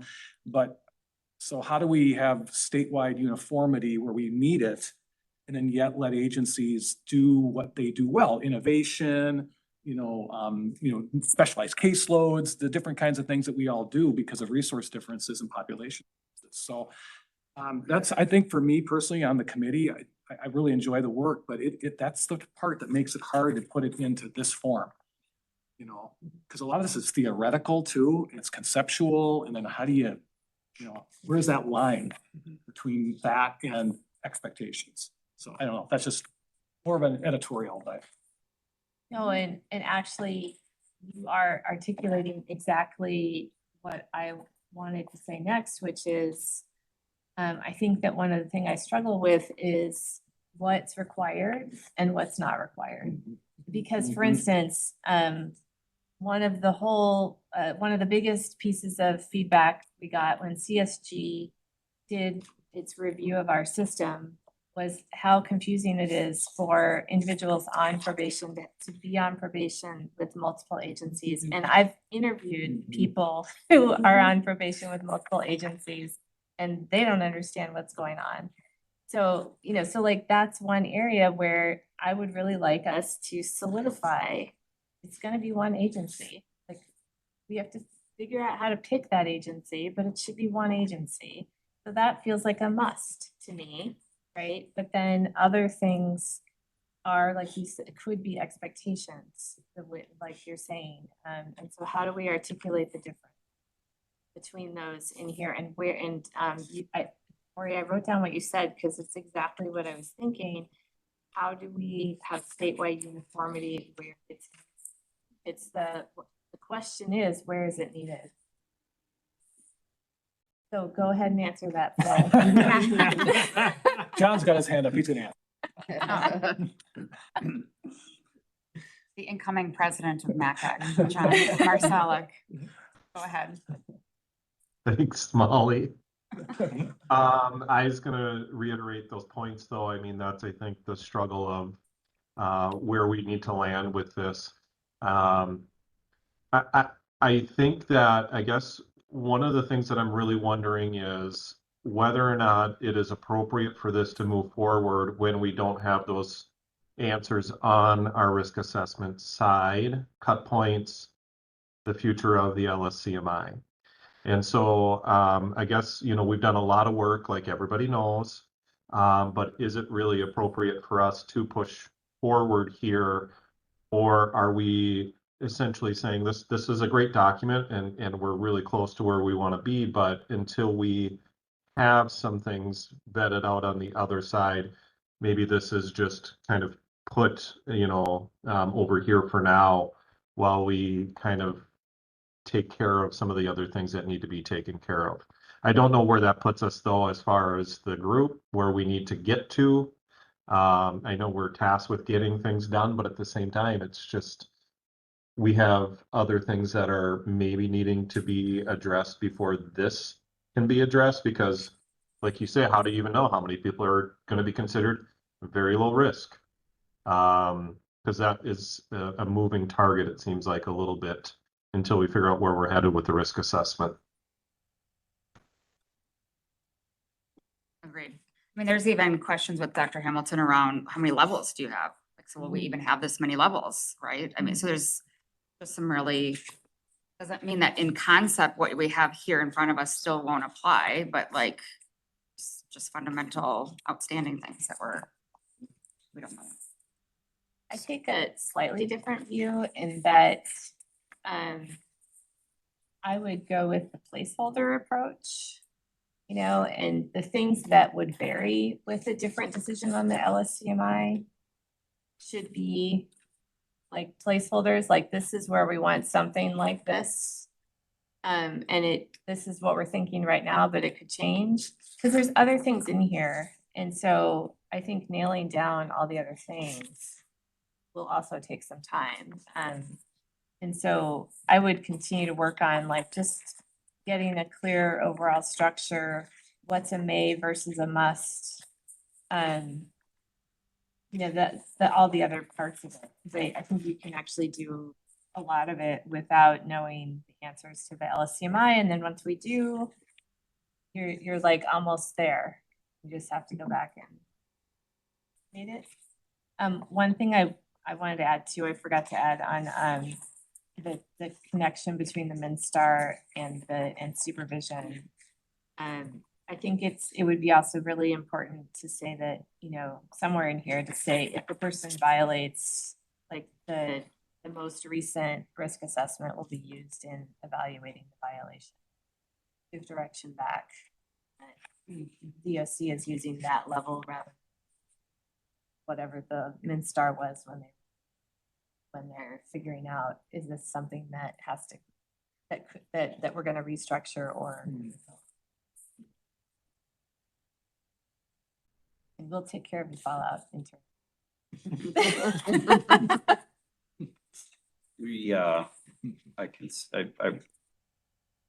Most of that language, and I kind of fell short of that thinking of that. maybe not appropriate for this policy, but I mean, the commissioner directly asked us to address this topic, so let's address it. My question is that feels like eventually when we say, okay, here's a policy asterisk, this is what we believe, needs to be changed, because wouldn't that actually be the policy again on your end? That would need to change, not this one per se. I think it's practice. I don't think it's in policy. But we'll figure it out. Yeah. Like, we can figure that out and we can provide feedback. And I appreciate that, yeah. Yeah. John, did you have something you were gonna say? I thought I seen your hand.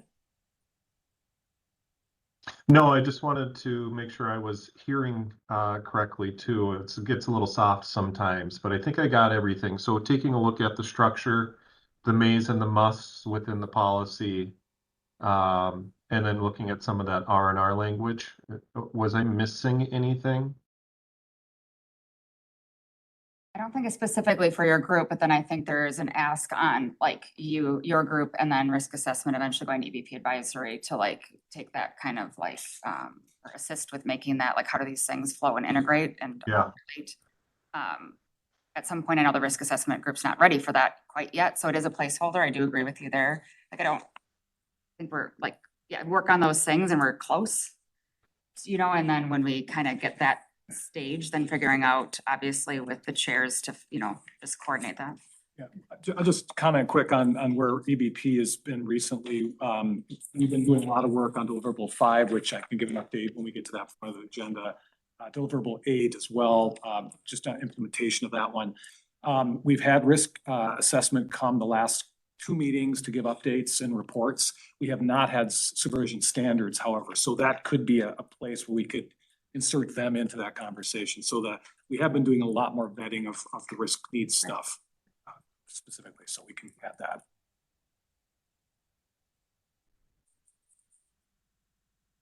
that. Tracy.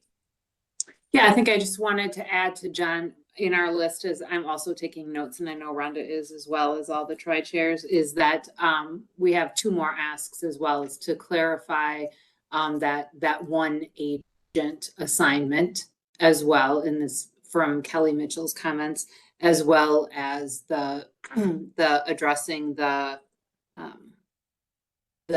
information used to determine violation restructuring with SR cases. So those 2 things will be added to our list as well.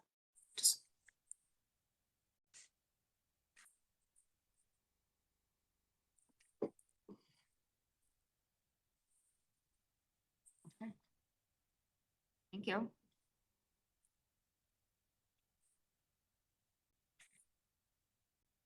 Yes, it is, but Kelly's also taking notes.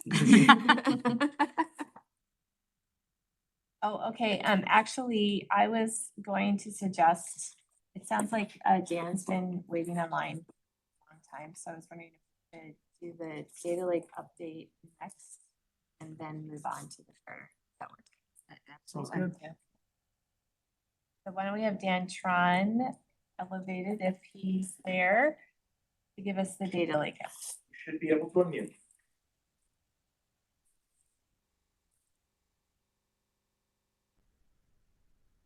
Dan, are you there?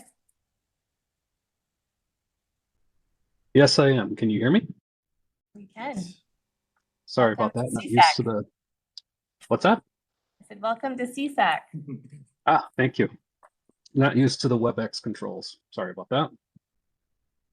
So I solicited an update from the CSTS Data Committee, Minute, and STI. And this is what I have heard back. The CSTS data elements have been mapped to statute. And at the bottom of this, it also says that the Data Committee has also approved the previously discussed and defined CSAC statutory requirements. I'm assuming that they're one and the same, but it looks like they might have some additional measures here Minute is currently working with STI to establish VPN access to the new environment so they can get it built out. And they're also working on establishing some FTP accounts so the data can be transferred securely. Apparently 15 counties already have that. I'm not sure why all agencies don't, but they'll get that ironed out. And I sent the data mapping over to STI too for them to review and provide some feedback to make sure there's not any gaps in the understanding of the mapping. And that's all I have for right now. Thanks, Dan. So just to make sure that everybody's on the same page, you know, one of our responsibilities, so not everybody's been with the commission at the beginning, but one of our responsibilities was to work with the commissioner to figure out how to identify data to get it so that a report that the legislature has requested can be built out. That report was due in May of 2025 and has not yet been produced because we're waiting on data. We have some of it, but not all of it. We get some of it in our normal load from the counties, but not all of it. And at the same time, STI was interested in building a data lake to better serve its clients and give them the ability to do more robust reporting than they have right now. So we sort of combine those two efforts. So DOC is hosting the environment for the data lake to be built. So basically it sounds like the data committee, DSTS has its own, like many committees that govern the how the case management system that all the counties use is built out, used, and standardization of data and all that stuff. So they have a data committee that's been working on helping to identify which data should go into that data lake. And then we, you know, basically what Dan has been trying to do is to help make sure that that data prioritizes the data that's needed for reporting as well. So that's what he was saying there is that they've mapped it. It sounds like they've mapped it to the statute. So they have an idea of what data is required to meet the requirements of that reporting. Is that, am I interpreting that correctly, Dan? Yes.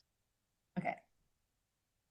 Carter, do you have anything to add? Yeah, I mean, it's mapped, but I don't know that all of the required data will be available. Is that correct, Dan? Yeah, that's why I sent it to Carl to make sure that if there are any gaps, we can, well, first inform that.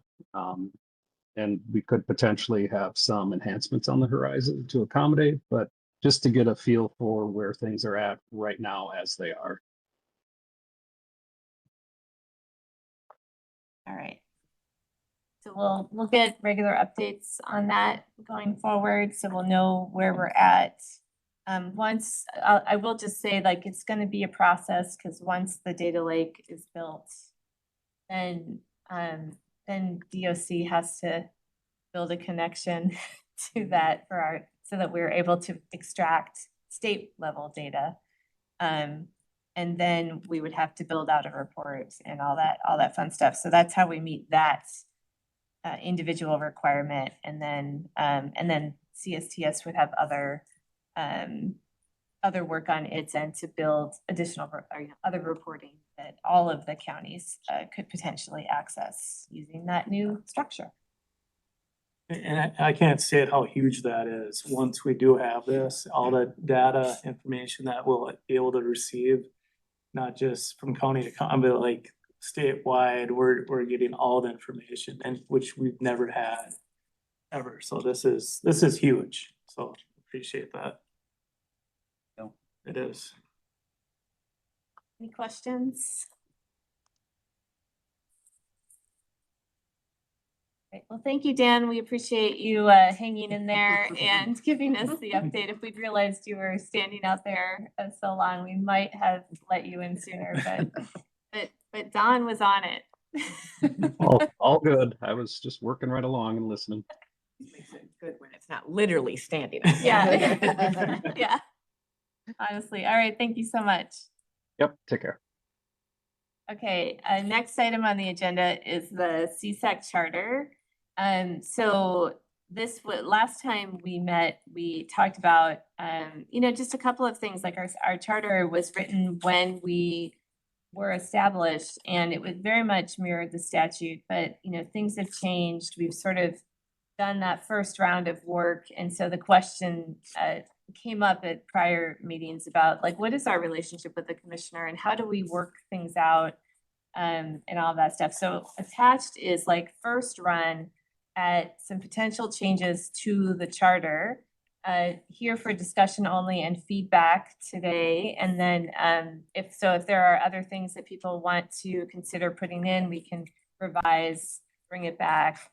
Of course, it'll have to be circulated, but this is just to get that communication or get that conversation started. And I'm going to attempt to share, but I just always don't do that very well on this one. Or on WebEx.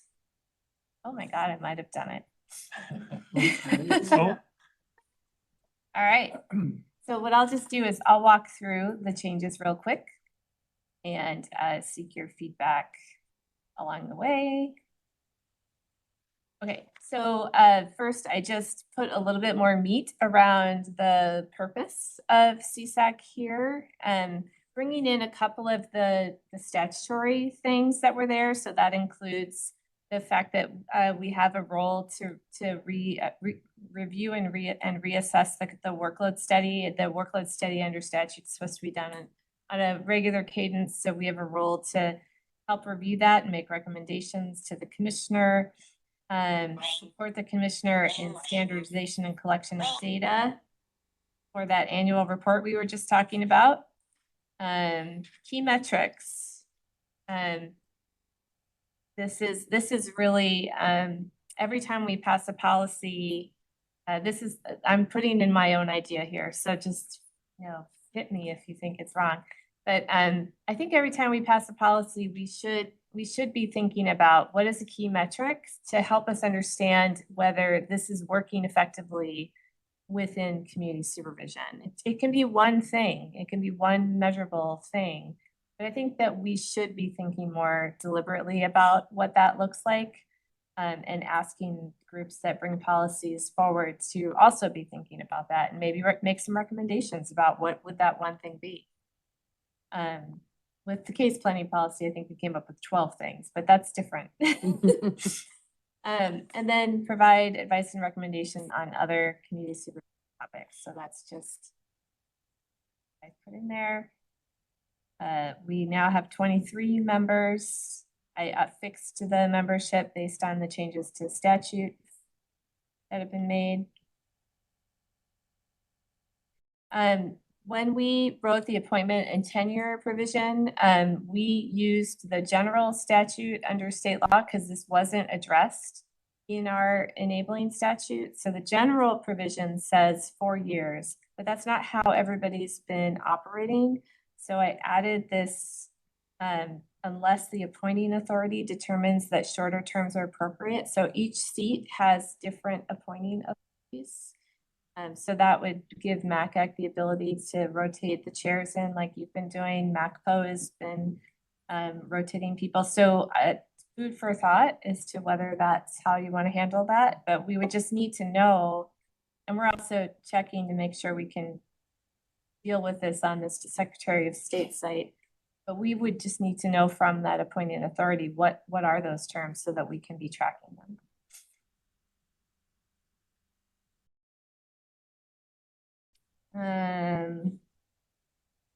The other thing, we never really, like a long time ago as a committee, we decided to have a co-chair from each of the 3 delivery systems. We didn't actually elect them. We haven't elected them since they've changed. So I just changed this section to reference designation.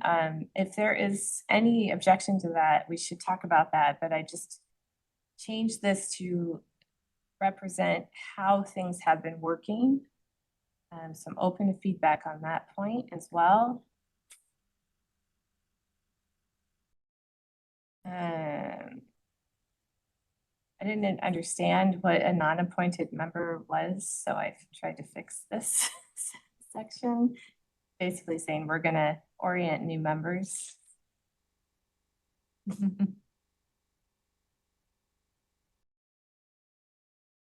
Updating what it means to be a quorum for this group. And then this has been our practice. Pretty much new or amended policies must be presented to CSAC at least 2 meetings before a vote is taken to allow an opportunity for members to circulate the proposed language to their constituents for feedback in between meetings. That's been our practice. Seems important to the various groups. So just what I thought we could incorporate it here. I'm chair of the Sentencing Guidelines Commission, and we have a similar policy there that we have to hear it twice before we take a final vote on it. So it's a thing that happens in a lot of groups, I think. So I just wanted to recognize that practice. I have a question. I'm not going to stop you along the way. Oh, sure. Go ahead. If you have a question, please do. It's a bit semantics, but I think substantive Yeah. on this, presented at 2 meetings. And I don't know if I have proposed language, we could deal with that later, but like, for instance, right now we have had, wow, it's getting like, I need some food or something, I guess. I can't even think. This one that we just reviewed, what is it? Supervision standards. Is it that presented? Because right now we're not bringing that back to our, like, there's certain kind of almost like points, like we're ready to vote, then it goes versus like, unfortunately, the DV policy came a lot. So I just wanted to make sure, is this language still capture that to make sure we know like the right time it goes back? If you see what I'm saying? Maybe I'm splitting hairs. It's unnecessary, and that's okay too. If you're taking, it's the presented part. Right. So what is? You mean? Is that Like what you're- theoretically, right now, we've heard the, just using this as an example, the supervision standards. Is this second time or is this the first one? Second time. So like in theory, I'm just going on straight language, procedurally, somebody could come back and ask for a vote on this. But maybe it's okay because it says to allow for an opportunity. Do you see what, but we didn't formally say, okay, please bring this back and go review. All I'm wondering about is. It's like the completed policy. Right, like completed Proposed draft completed. policy or something. I don't know. Maybe there's really 2 concepts here. Maybe I put 2 concepts together. First of all, I think like it could be, rather than presented, it probably should say discussed.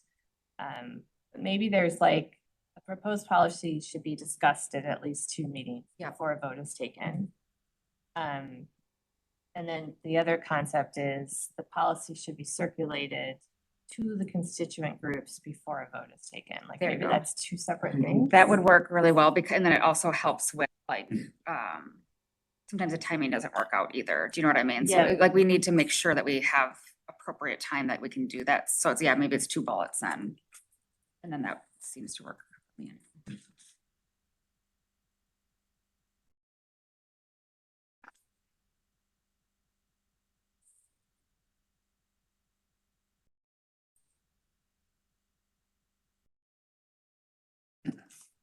Okay, so I can break those out.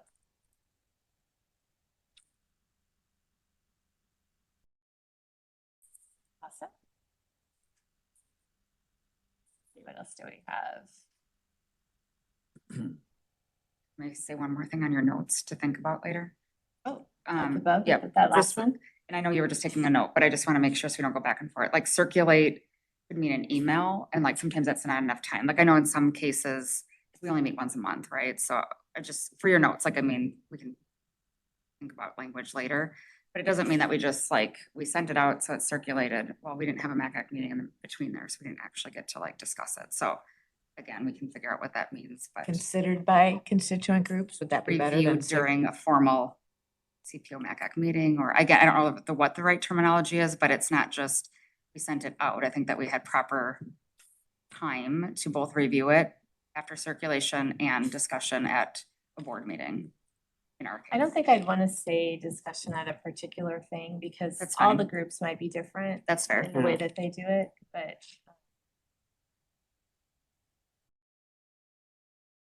Totally can think about this later. I just want to make sure it's Yeah. bigger than circulation is all.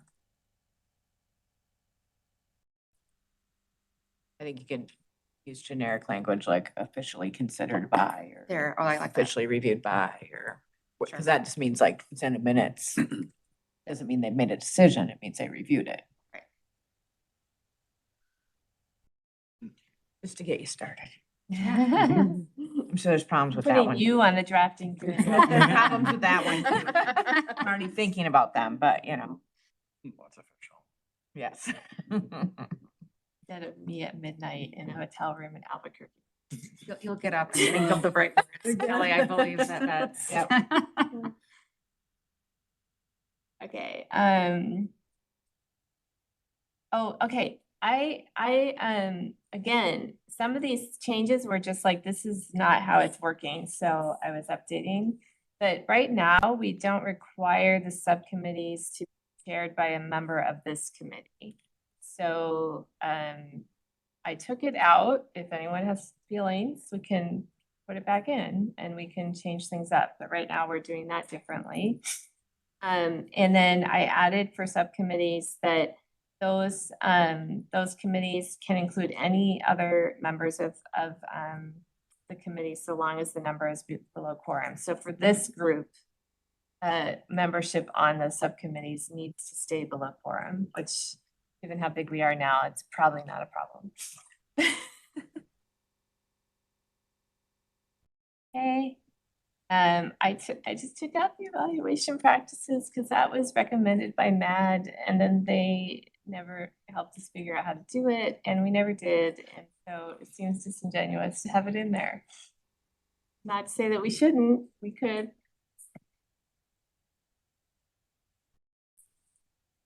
I think the last piece is, sorry, don't really make you sick, but I think I have to go pretty far down.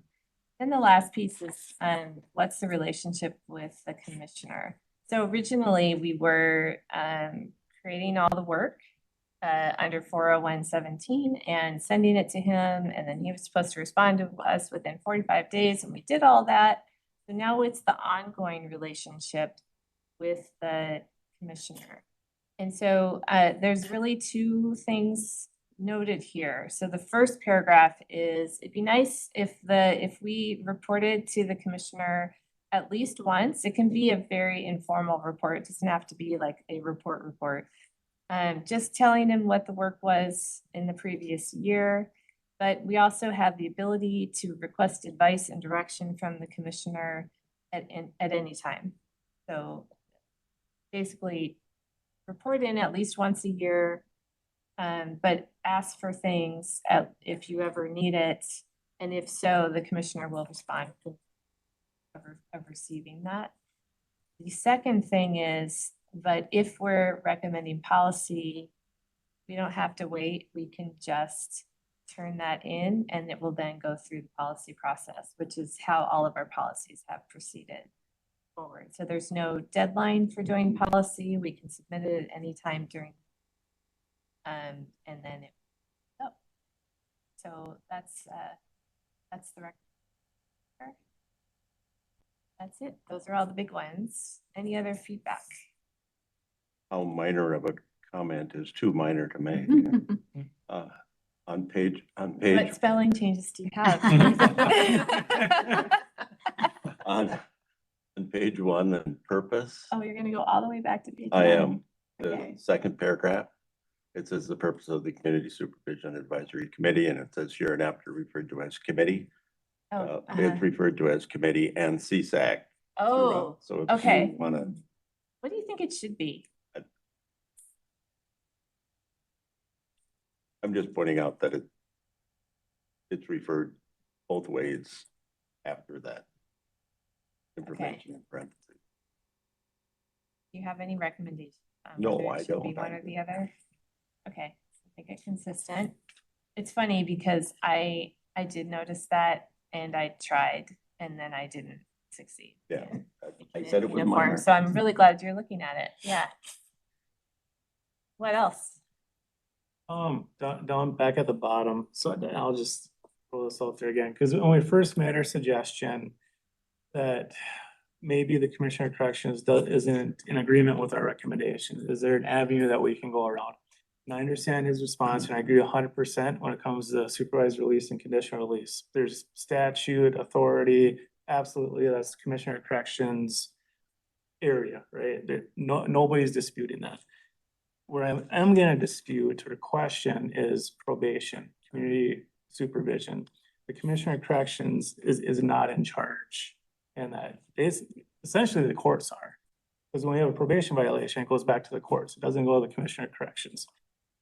So I would like there to be some avenue for this group, because this group, CSAC, is creating policy and recommendations for all agencies in Minnesota.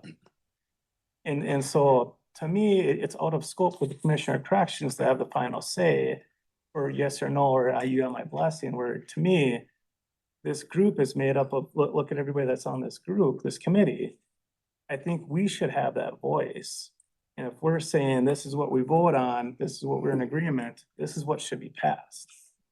So I don't know if there's another, how we can go about doing that again. I mean, we made the recommendation the first time and it was shot down. I think there should be something for this group. An avenue. Basically, even if the commissioner disagrees a probation policy, you're looking. Correct. In just in probation, community Just supervision probation. probation, nothing with supervised release, conditional release. Statute clearly states the Commissioner of Correction has control over that, not disputing that.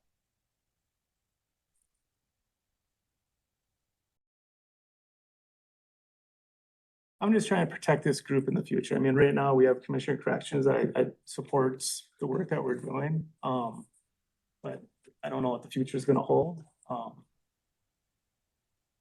And I'd hate to see the work that this group does to be undone by maybe a future commissioner as well. Yeah. So those are just my concerns, I guess. I just want to put that out there.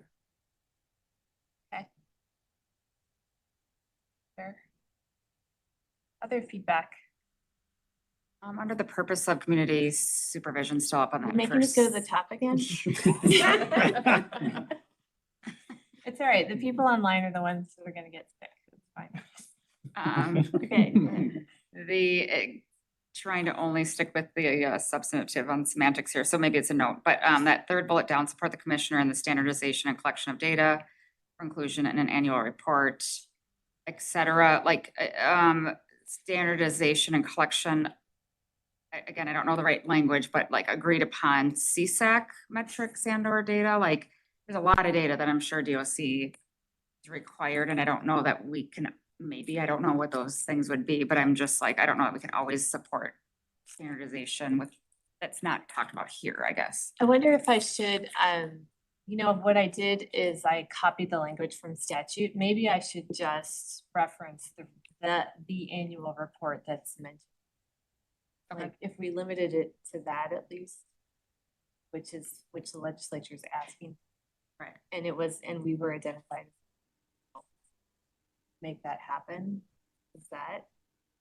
I would have to, sorry that I don't have all that, like, I don't know what is required in that. Here's where I'm thinking of, we all own our own like local data. I don't know actually what's required there. And then Dan just did a report on like what we're putting into the data lake.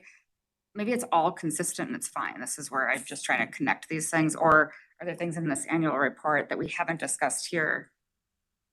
That then, I don't know, maybe there's not that thing, but I haven't analyzed that. So I will go do that. I will analyze what is being asked for in the annual report.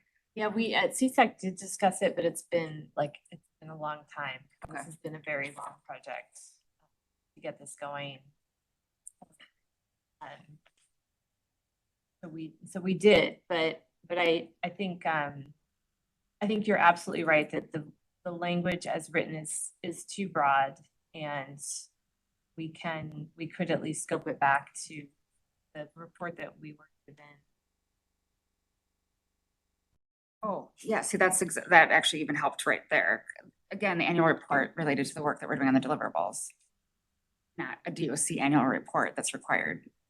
You know, like we're tasked, DOC, because we're the state agency, Yeah. that legislature can't make you guys do anything. like, or any, you know. Sure. I We, see. we are tasked with pulling that report together and filing it. We haven't been able to, do that, but once we have it, we will have to start producing. Okay, all right. But I can definitely scale that back because this language is too broad and it implies more data than is needed for that report. Thank you. That's Which would be awesome, but it's not required. right. You know. That makes more sense. Thank you. And then I think there's people here that were here when this was written. I don't know if were you here in the beginning too. So what was the sentiment around section 4? That I know it's not done in practice, but there was an intention there. The committee will have 3 co-chairs, one of them to be from this committee. So we were just saying delete it. I'm just curious. I haven't heard the argument for why keep it and make it so. To have it elected versus just designated.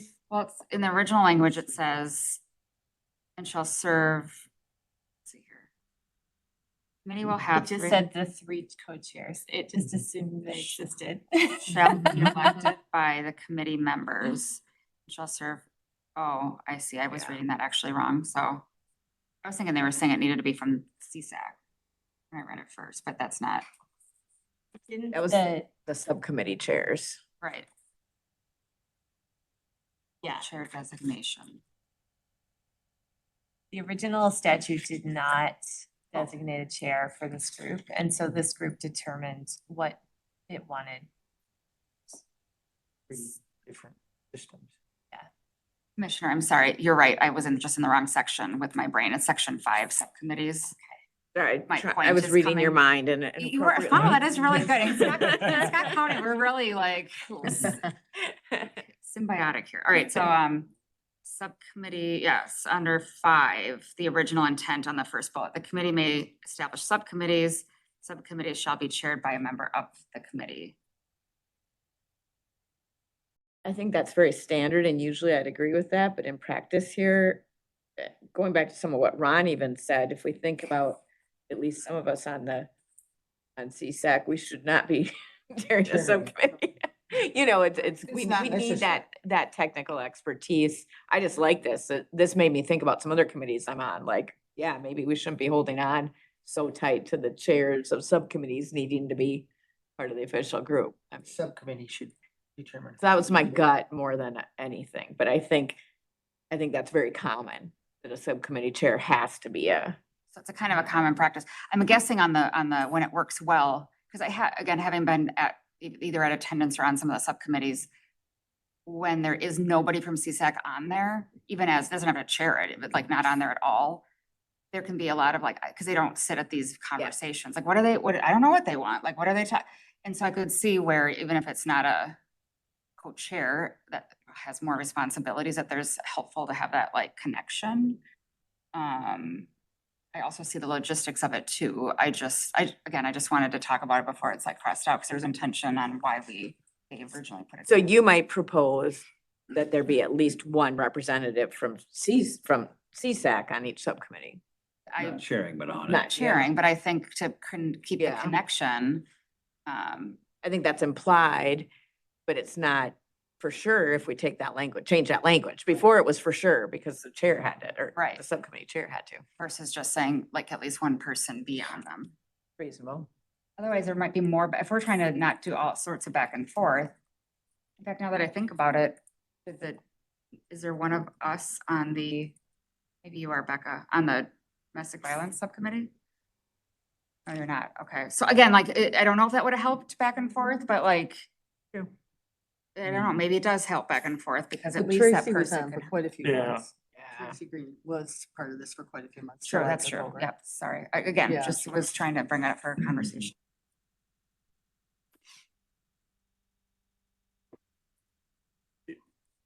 Well, we can, it's tough because I guess I'd want to grandfather in the domestic violence steering committee. So that they can get through that, especially so they can get through the IPV policy. Fair enough. But, because I wouldn't want to impose a member on them, but the other subcommittees certainly could have a member of CSAC, although EBP, I don't know if that always does. It does now. It's always the chair of The the. chair committee. has to The chair has to be. Oh, on they, this yeah, that's right. That's the committee. connection. I forgot that. That's right. Yeah, okay. That, and that eventually will be our, so that will always have the connection. I'd leave it. Huh? I think it's, to me, it's working really well right now. I understand what you're saying, but long-term, well, I don't know. Long-term, if one person was on, so let's say EVP created a subcommittee. So we send X project to EVP and then they create a subcommittee.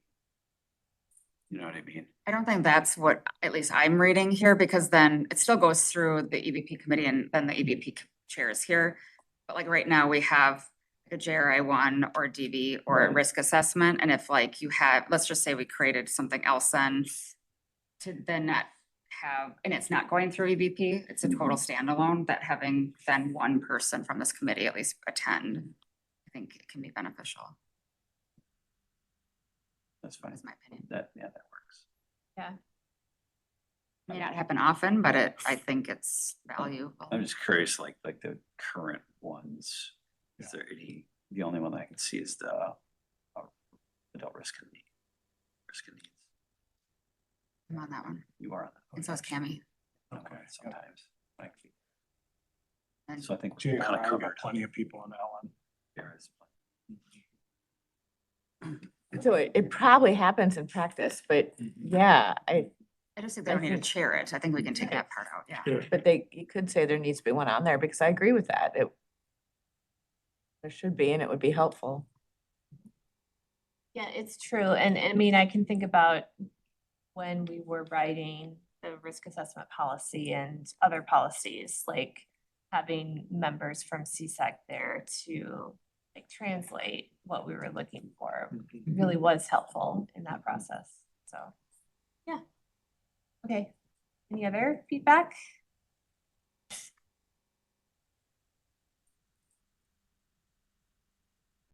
I'll jump in. Hi, it's Julie. I understand, Kelly, why you took out the evaluation practices. I was wondering if I might have missed the annual survey, so that was a relief.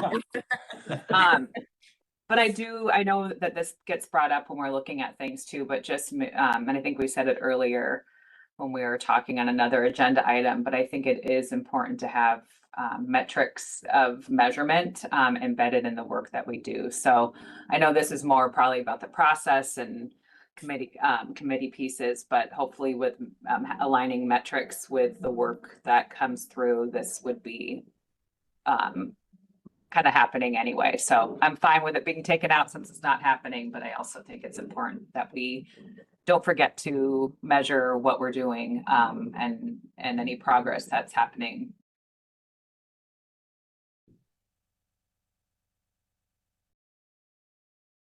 You, I guess are you looking for metrics about the work that we're doing, or does the adding in the purpose above that we should be identifying metrics for the work of community supervision?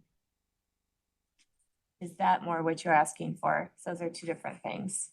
I actually, when I first read this, was thinking about the work plan and how we have sort of a progress measurement of what we're doing, but so I actually, again, wasn't sure if the survey was something that I missed the email about, but yeah, so good question. Initially, I was thinking about it in terms of the process of what we're doing based on the work, kind of the work plan, and how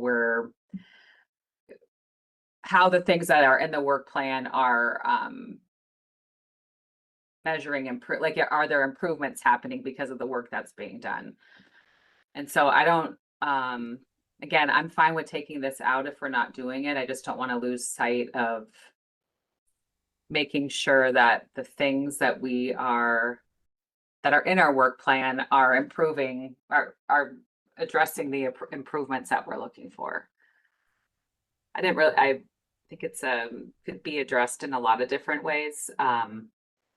And I don't want to make it more complex where we're spending all the time measuring things either, but yeah, I think that's a good question. And again, I don't know if a survey would even address that anyway. Because the things that we're doing can change. And so it's not like there could be a standard survey that happens all the time, which it sounds like this is maybe what Mad was suggesting. Yeah.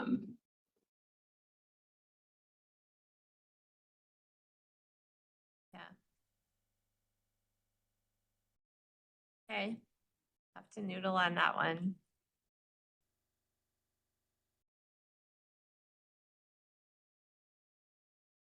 Other feedback.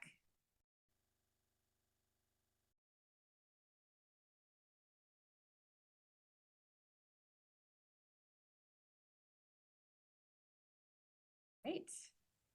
I'll make some changes and bring it back to the next meeting. It's really a great conversation. Thanks for everyone's feedback on this. I think that takes care of the charter and we're up to deliverables. Right, so we have an update on deliverables and I know that, you know, Corey said you have one. Do you want to just go from the top and we get to things? Yep, that sounds good.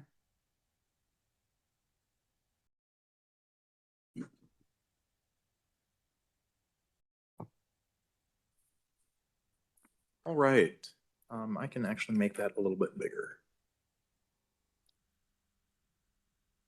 Is that better? Looking at deliverable 1, the statewide supervision standards, we discussed the IPV policy and we also discussed the statewide supervision standards.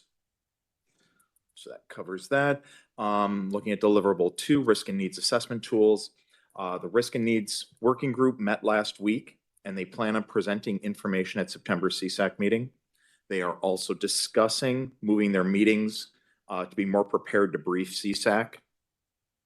More information will come on that rescheduling of their meetings. Can we take a pause there? Yeah. I do think we need to update everyone about an event that did happen in between the last meeting and this one. And so at the last meeting, you know, we had decided to try to move forward with drafting an RFP for a new tool. Like I must have been within 24 hours of that meeting. I don't know, it was sometime really soon. We did actually hear back from the vendor who oversees the LSCMI, and they are interested in working with us. So that sort of changed the picture of what our options were. So there was some discussion at the risk and needs group about that. And what they have recommended is that the chairs of this committee, CSAC, meet with the vendor to more directly talk about what the options are so that we can bring that back and have a fuller conversation about what we might want to do. So we might need to reconsider that last decision is my point. Unless do you want to add anything or anyone else here want to add anything? No, I just that I think that I think it was, yeah, it definitely was a surprise, but also very, I think, intrigued because they like not only were willing to work with us, but I think have seen some similar patterns. And so wanting to think about what does the next iteration of an assessment tool look like, and especially for Minnesota, using Minnesota data is, I think, worth exploring. And so, yeah, that is our plan. And then to bring that back here to, yeah, make decisions about what we might want to do with future, the long-term goals related to risk assessment.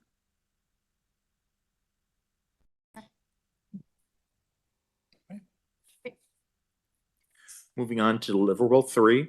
I did not actually receive any updates from JRI 1 or JRI 2, excuse me, regarding deliverable 3 at this time. Moving on to deliverable 5. Corey, did you want to do the update or? Sure. Yeah, I can give a quick update. Yeah. Thanks. So deliverable 5 is the gender, culture, and trauma responsive services. You may recall that EBP advisory is tasked with this deliverable. There was initially a lot of work done actually developing a training policy for the state regarding these practices.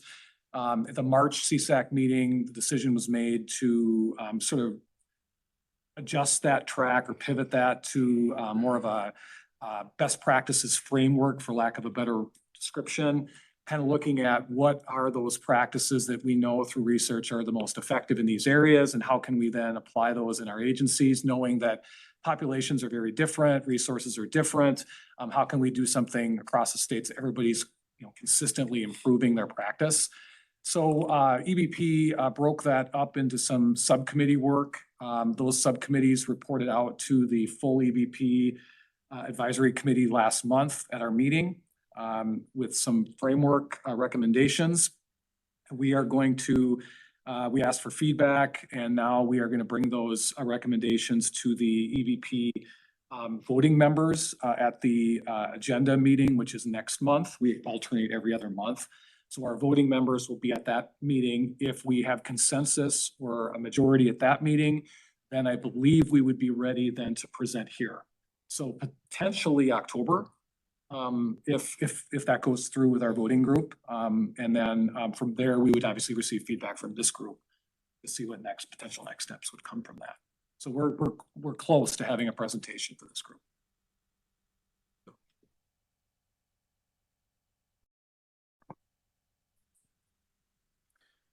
All right.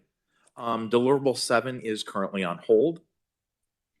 And deliverable 10 is the workload study, and Evident Change is working the data received from that workload study, and we'll have further updates this fall. Pending any questions, that's the deliverables update.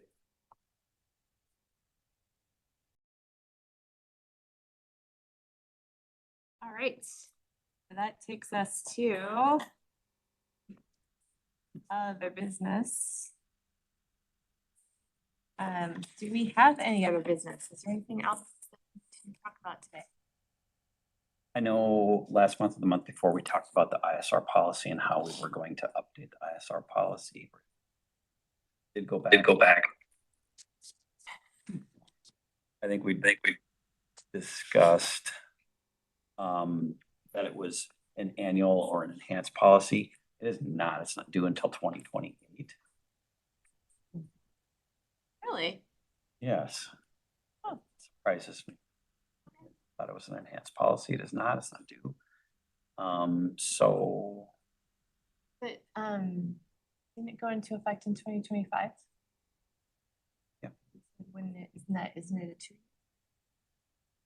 Oh, or no, it's we've 2020. It's 3 years. I think it was 2028. I thought we only had 3. We have enhanced, technical, and standard. I don't know. I need the PowerPoint every time. Figure that out.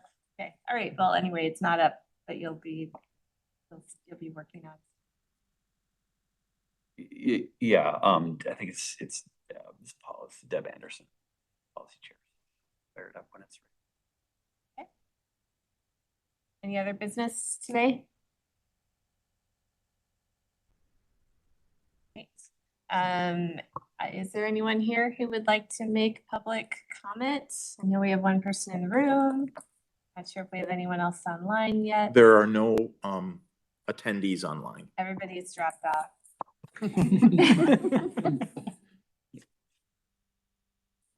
Not seen anyone wishing to make a comment in the room.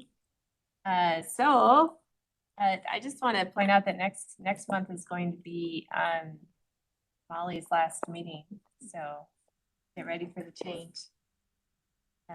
But we will we'll recognize her at the appropriate time.